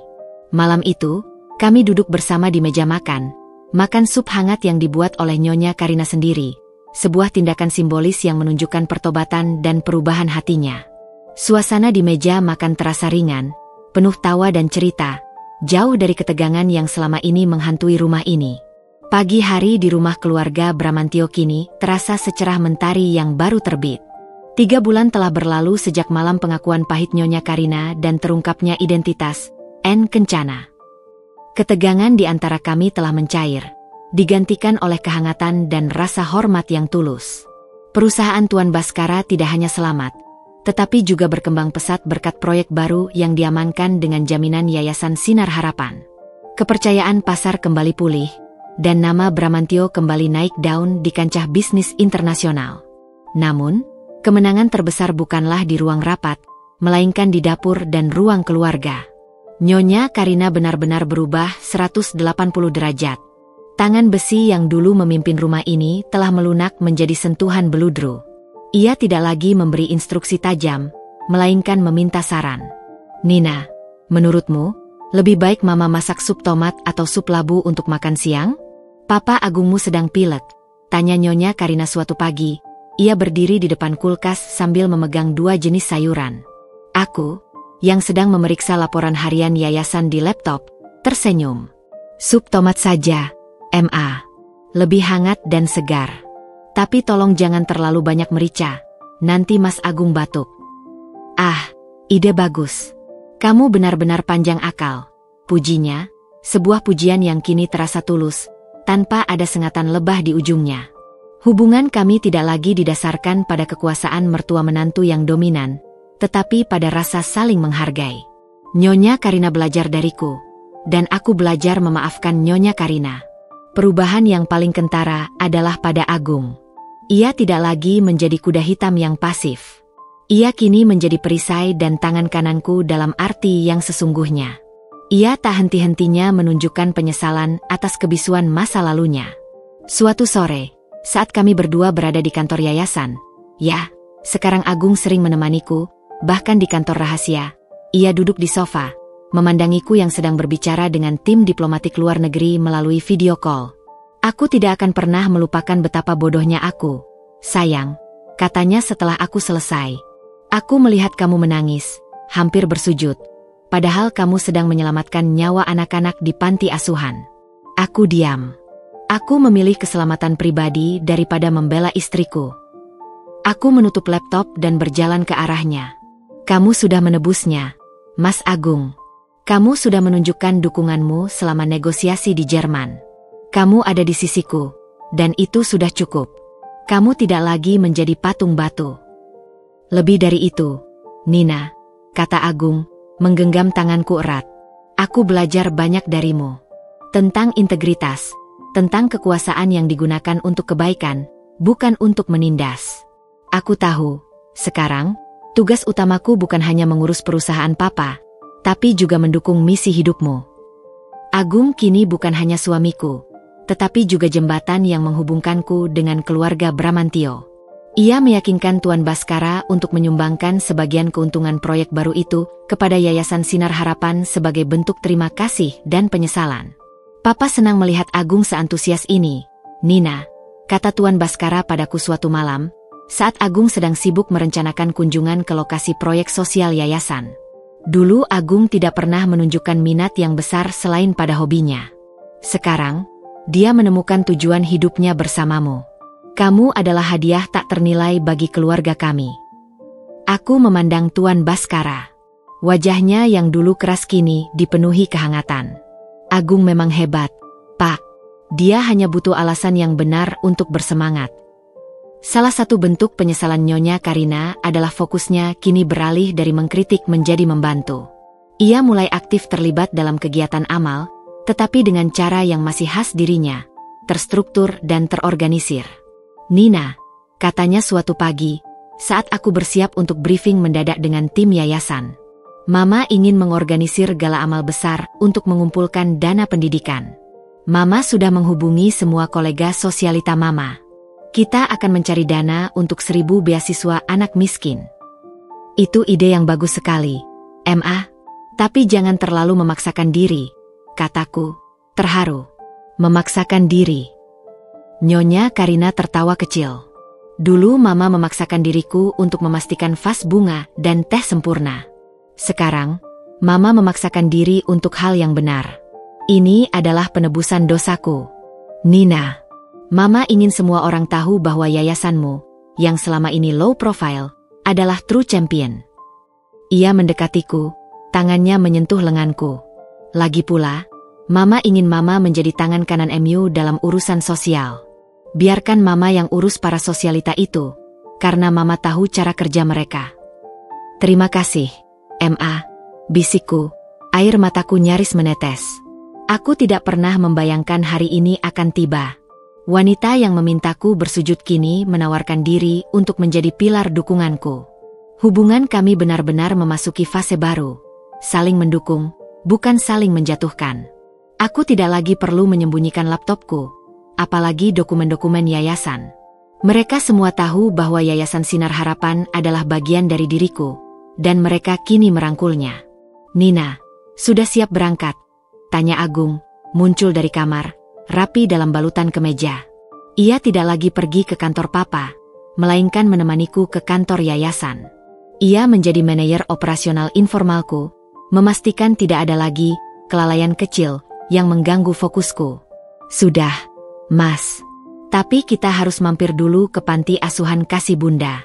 Aku ingin melihat langsung kondisi anak-anak yang kita selamatkan dari krisis obat-obatan itu, kataku. Tentu, sayang. Mari kita pergi. Agung tersenyum, senyum bangga yang tulus. Saat kami berdua melangkah menuju mobil, aku melihat Nyonya Karina dan Tuan Baskara berdiri di ambang pintu, menyaksikan kepergian kami. Mama merasa sangat beruntung. Papa, bisik Nyonya Karina pada suaminya, suaranya dipenuhi haru. Meskipun kita nyaris kehilangan segalanya dan membuat kesalahan besar, Tuhan mengirimkan Nina. Dia adalah hadiah terindah yang menyadarkan kita. Benar, Karina, jawab Tuan Baskara, merangkul istrinya. Kita sekarang tahu, kesempurnaan sejati bukan pada kemewahan dan reputasi, tapi pada hati yang tulus. Dan hati itu ada pada menantu kita. Aku, Nina, melihat semua itu di kaca spion mobil. Aku tersenyum. Aku tidak perlu bersujud lagi. Mereka sendiri yang kini bertekuk lutut di hadapan kebenaran dan ketulusan. Ini adalah awal dari kebahagiaan sejati. Beberapa bulan setelah terungkapnya identitas N. Kencana, kehidupan di keluarga Bramantio telah menemukan irama baru. Irama ini bukan lagi melodi kaku yang dipaksakan oleh kekuasaan, melainkan harmoni yang tercipta dari dukungan dan rasa hormat. Bisnis Tuan Baskara dan misi kemanusiaan Yayasan Sinar Harapan kini berjalan beriringan, seperti dua jalur rel yang menuju tujuan mulia yang sama. Agung telah sepenuhnya menjadi tulang punggung operasional yayasan di Indonesia, sambil tetap mengawasi bisnis ayahnya.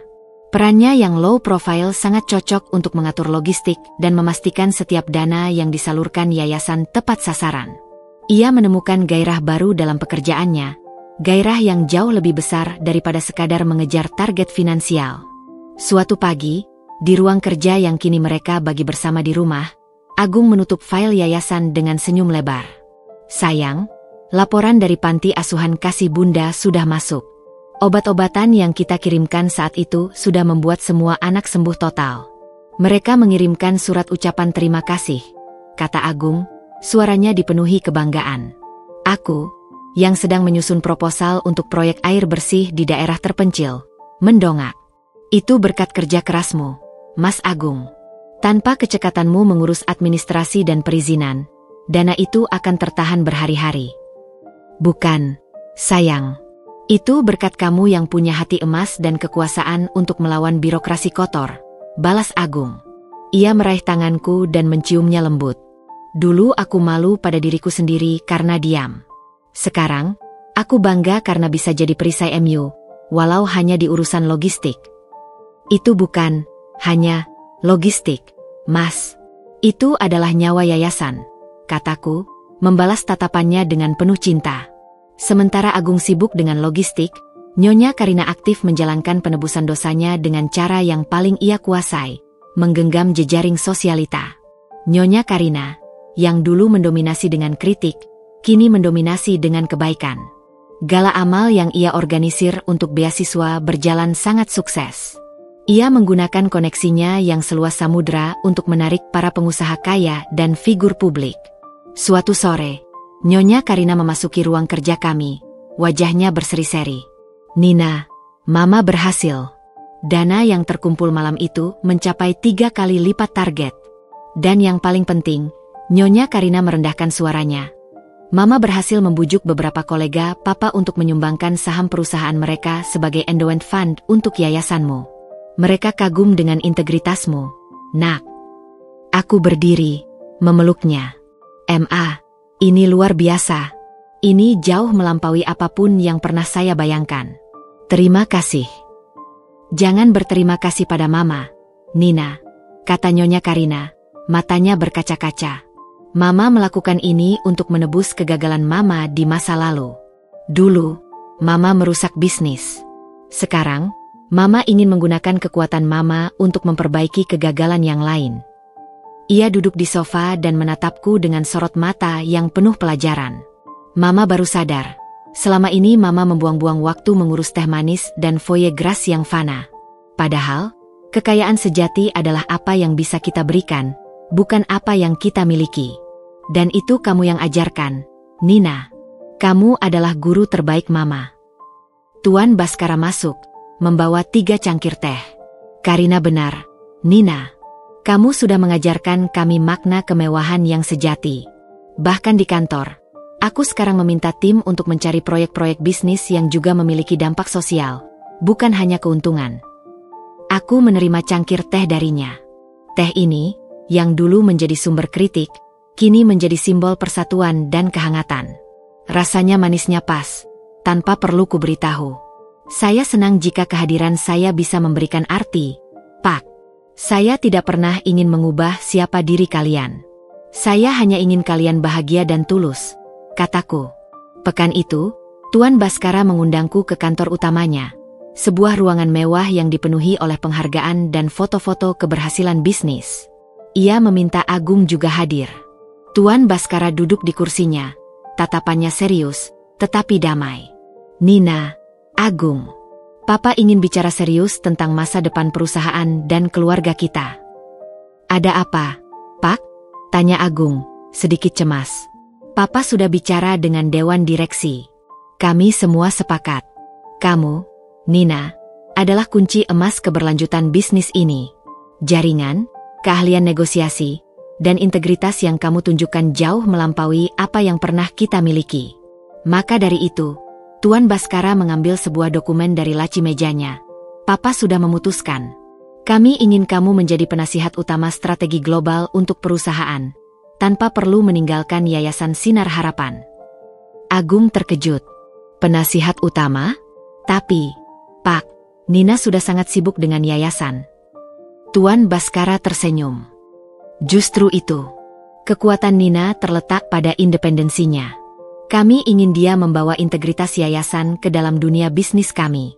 Kami membutuhkan mata hati N, kencana untuk membimbing perusahaan ini agar tidak lagi terperangkap nafsu kekuasaan dan keuntungan semata. Tuan Baskara menoleh padaku. Nina, kamu tidak perlu bekerja harian. Kamu hanya perlu memberikan arahan strategis dan etis. Ini adalah posisi kehormatan, Nak. Sebuah pengakuan resmi bahwa kami menghargai kekuatanmu, bukan hanya kesabaranmu. Aku merasa sangat terharu. Tawaran ini bukan sekadar jabatan, melainkan pengakuan resmi dari seluruh keluarga dan perusahaan bahwa aku adalah pemimpin yang mereka butuhkan. Saya merasa sangat terhormat, Pak. Saya menerima tawaran ini, kataku. Hatiku terasa hangat. Bagus. Tuan Baskara tersenyum lebar. Ia menoleh pada Agung. Dan kamu, Agung, kamu akan menjadi CEO perusahaan. Tapi ingat, setiap keputusan besar, terutama yang berkaitan dengan etika dan dampak sosial, harus divalidasi oleh Nina. Agung menatapku dengan mata penuh syukur. Aku siap, Pak. Aku akan selalu mendengarkan Nina. Dia adalah kompas hidupku. Aku tahu, ini adalah akhir bahagia yang sesungguhnya. Aku tidak lagi harus memilih antara menjadi menantu penurut dan pemimpin amal yang kuat. Aku bisa menjadi keduanya, didukung penuh oleh suamiku dan mertuaku. Setahun setelah aku resmi menjabat sebagai penasihat utama strategi global perusahaan Bramantio, sekaligus direktur utama Yayasan Sinar Harapan, kehidupan kami mencapai titik keseimbangan yang sempurna. Keseimbangan ini tidak dicapai tanpa badai. Tetapi justru badai itulah yang mengajarkan kami tentang arti ketulusan dan kekuatan. Pagi itu, aku tidak sedang terburu-buru menyusun strategi global atau membalas email diplomatik di laptop. Aku duduk di meja makan marmer yang sama, di kursi yang sama, tetapi suasana di sekitarku telah berubah total. Di hadapanku, terhidang secangkir teh. Hangat, beraroma melati, dan manisnya sangat pas. Bagaimana tehnya, sayang? Sudah pas, kan? Nyonya Karina tersenyum hangat, duduk di seberangku. Senyumnya kini menular, bukan lagi senyum formal yang kaku. Ia tidak lagi duduk di ujung meja sebagai ratu es, melainkan sebagai seorang ibu yang penuh kasih. Sempurna, M.A. Terima kasih, jawabku, menghirup aroma teh itu. Rasa manisnya jauh melebihi kadar gula yang ada di dalamnya. Karena rasa manis itu bercampur dengan ketulusan dan penerimaan. Nyonya Karina meletakkan tangannya di atas tanganku. Mama senang melihat kamu bahagia. Sejak kamu menerima posisi itu, kamu semakin bersinar. Mama tahu, kamu tidak akan pernah memandang sebelah mata tugasmu, baik di perusahaan maupun di yayasan. Tentu, Ma. Saya tidak bisa memilih salah satu. Keduanya adalah darah daging bagi saya, kataku, membalas senyumannya. Agung muncul, mengenakan setelan kantor yang rapi, setelan seorang CEO muda yang berintegritas. Ia mendekat, mencium pipiku dan pipi ibunya. Sudah harmonis lagi pagi-pagi begini? Goda Agung, sambil mengambil tempat duduk di sampingku. Tentu saja. Mama sekarang tahu, kebahagiaan Mama itu tergantung pada kebahagiaan kalian berdua. Jawab Nyonya Karina, matanya menatap Agung penuh makna. Kamu harus berterima kasih pada istrimu, Agung. Dia yang membuat perusahaan kita punya kompas moral yang kuat. Aku bangga melihat laporan keuangan kita. Meskipun keuntungan sedikit berkurang, tetapi dampak sosial kita jauh meluas. Agung meraih tanganku di bawah meja. Aku sangat berterima kasih pada Nina, Ma. Tanpa dia, aku mungkin masih menjadi anak hilang yang tidak tahu apa yang harus aku lakukan. Sekarang, aku tahu, tujuanku adalah mendukung istriku dan memastikan perusahaan kita tidak pernah lagi menyimpang dari jalur etika. Aku tersentuh. Perubahan pada Agung adalah hadiah terbesar dari semua konflik yang kami hadapi. Ia kini menjadi pria yang bertanggung jawab, berani mengambil keputusan, dan yang paling penting, selalu berdiri di sisiku. Mas Agung, kamu yang membuat semua ini mudah untukku, bisikku. Tanpa dukunganmu, aku tidak akan bisa memimpin yayasan dan juga perusahaan. Percakapan kami kemudian beralih ke rencana bisnis dan amal. Kolaborasi antara perusahaan Bramantio dan Yayasan Sinar Harapan berjalan sangat mulus. Aku menggunakan sumber daya finansial dan logistik perusahaan untuk mengamankan bantuan skala besar untuk yayasan, sementara aku membawa perspektif etis dan kemanusiaan ke dalam setiap keputusan bisnis strategis perusahaan. Perusahaan Bramantio kini dikenal sebagai pelopor bisnis yang berorientasi pada keberlanjutan dan kemanusiaan. Sore harinya, saat kami berjalan-jalan santai di taman belakang, Nyonya Karina membuka pembicaraan yang sedikit sensitif, tetapi dengan nada yang sangat hati-hati. Nina, katanya, memecah keheningan. Mama tahu ini mungkin bukan waktu yang tepat, tetapi Mama dan Papa sudah berdiskusi. Ada apa, Ma? Tanyaku. Mama ingin kamu tahu, kamu adalah satu-satunya harapan kami untuk melanjutkan nama besar ini. Mama tahu, kamu sangat sibuk, tapi Mama ingin melihat cucu. Mama ingin melihat darah daging Agung dan kamu sendiri. Aku tersenyum lembut. Permintaan yang dulu mungkin terasa seperti paksaan dan tekanan, kini terasa seperti harapan tulus seorang ibu. Saya mengerti, Ma. Saya dan Mas Agung juga sudah membicarakan hal ini, kataku. Kami berencana untuk sedikit mengurangi intensitas kerja kami di yayasan dan perusahaan dalam waktu dekat. Kami ingin fokus untuk membangun keluarga kecil kami. Air mata Nyonya Karina langsung menetes. Kali ini air mata kebahagiaan murni. Ia memelukku erat, pelukan yang terasa hangat dan penuh syukur. Terima kasih, Nak. Mama akan menjadi nenek terbaik di dunia. Mama janji, Mama tidak akan lagi terlalu dominan atau ikut campur. Mama akan membiarkan kamu mendidik anakmu dengan caramu sendiri. Cara yang sudah terbukti luar biasa. Janjinya tulus. Aku tertawa. Saya akan pegang janji itu, Ma.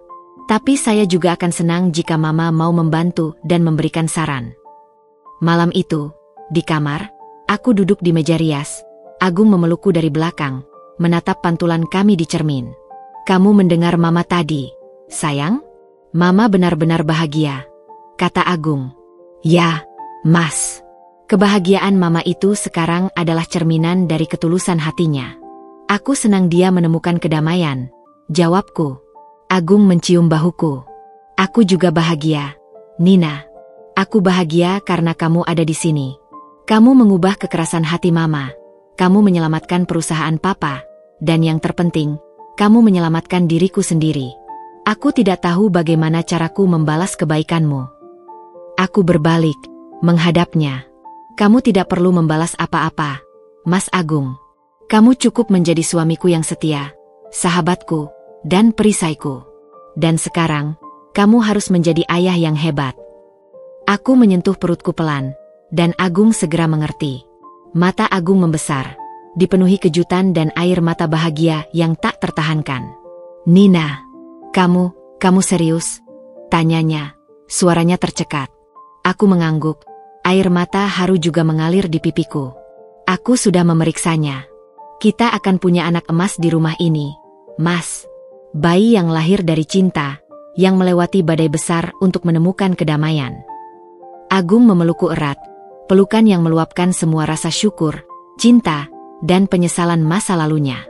"Ya Tuhan, sayang. Terima kasih. Terima kasih. Aku janji, aku akan menjadi ayah dan suami yang jauh lebih baik. Aku akan melindungi kalian berdua, sampai kapanpun." Pelukan kami terasa seperti jangkar yang menambatkan kami pada masa depan yang penuh harapan dan kebahagiaan. Di luar, rumah keluarga Bramantio yang dulu terasa dingin kini dipenuhi kehangatan cinta sejati dan tawa yang tulus. Konflik telah menguatkan kami, dan kekuasaan telah kami gunakan untuk menciptakan kebaikan yang meluas.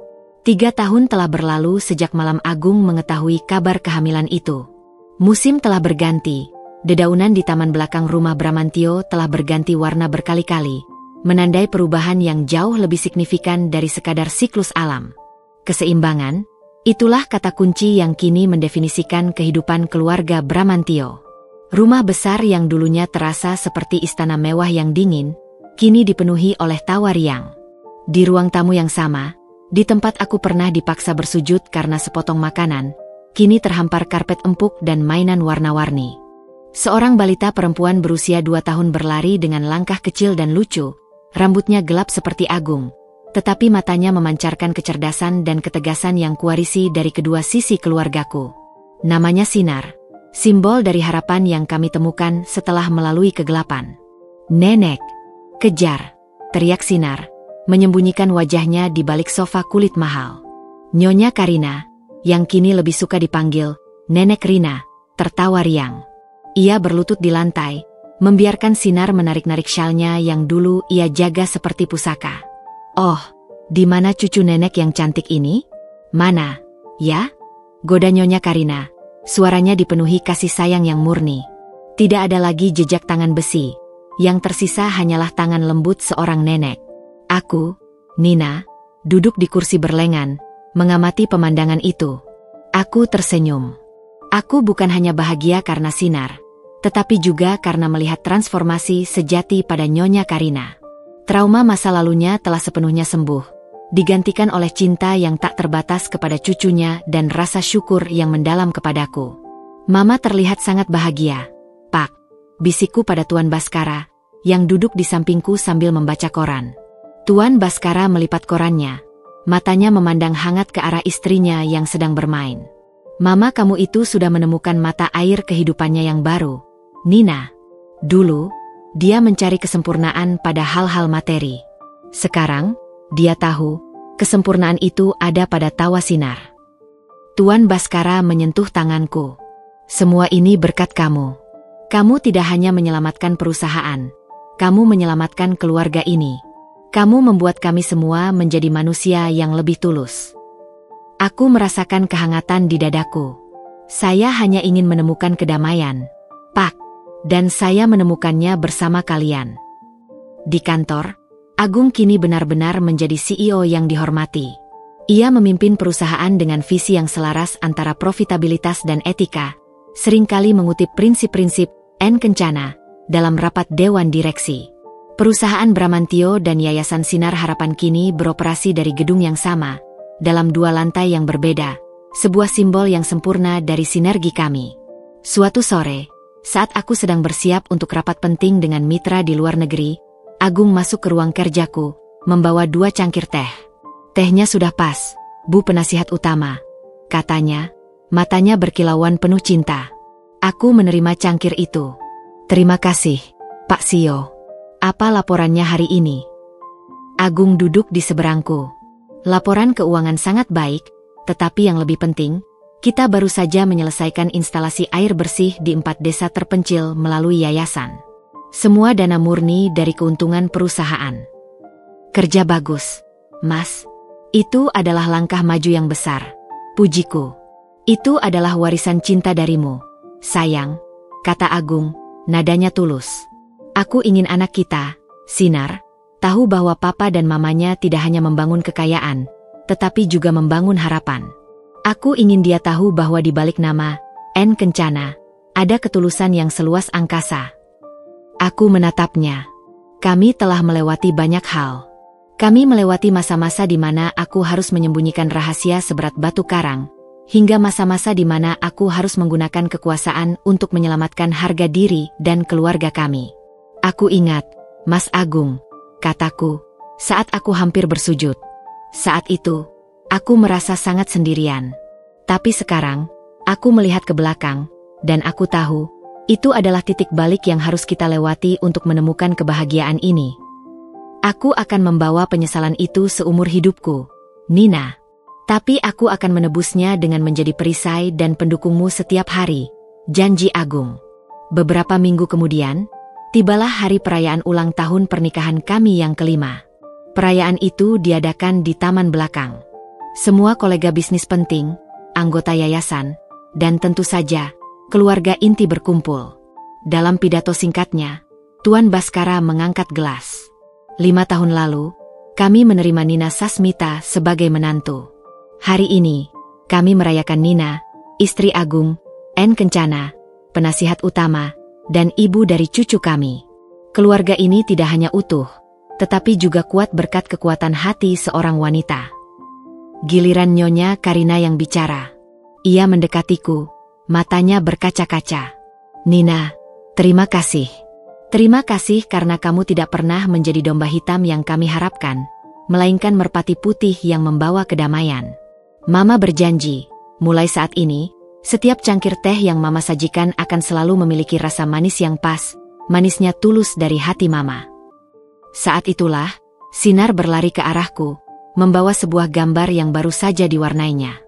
Gambar itu menunjukkan 4 orang dewasa dan seorang anak kecil di tengah-tengah bunga yang berwarna-warni. Mama, Papa, Nenek, Kakek, sama-sama, seru Sinar riang. Aku meraih Sinar ke dalam pelukanku, lalu menoleh ke arah Agung.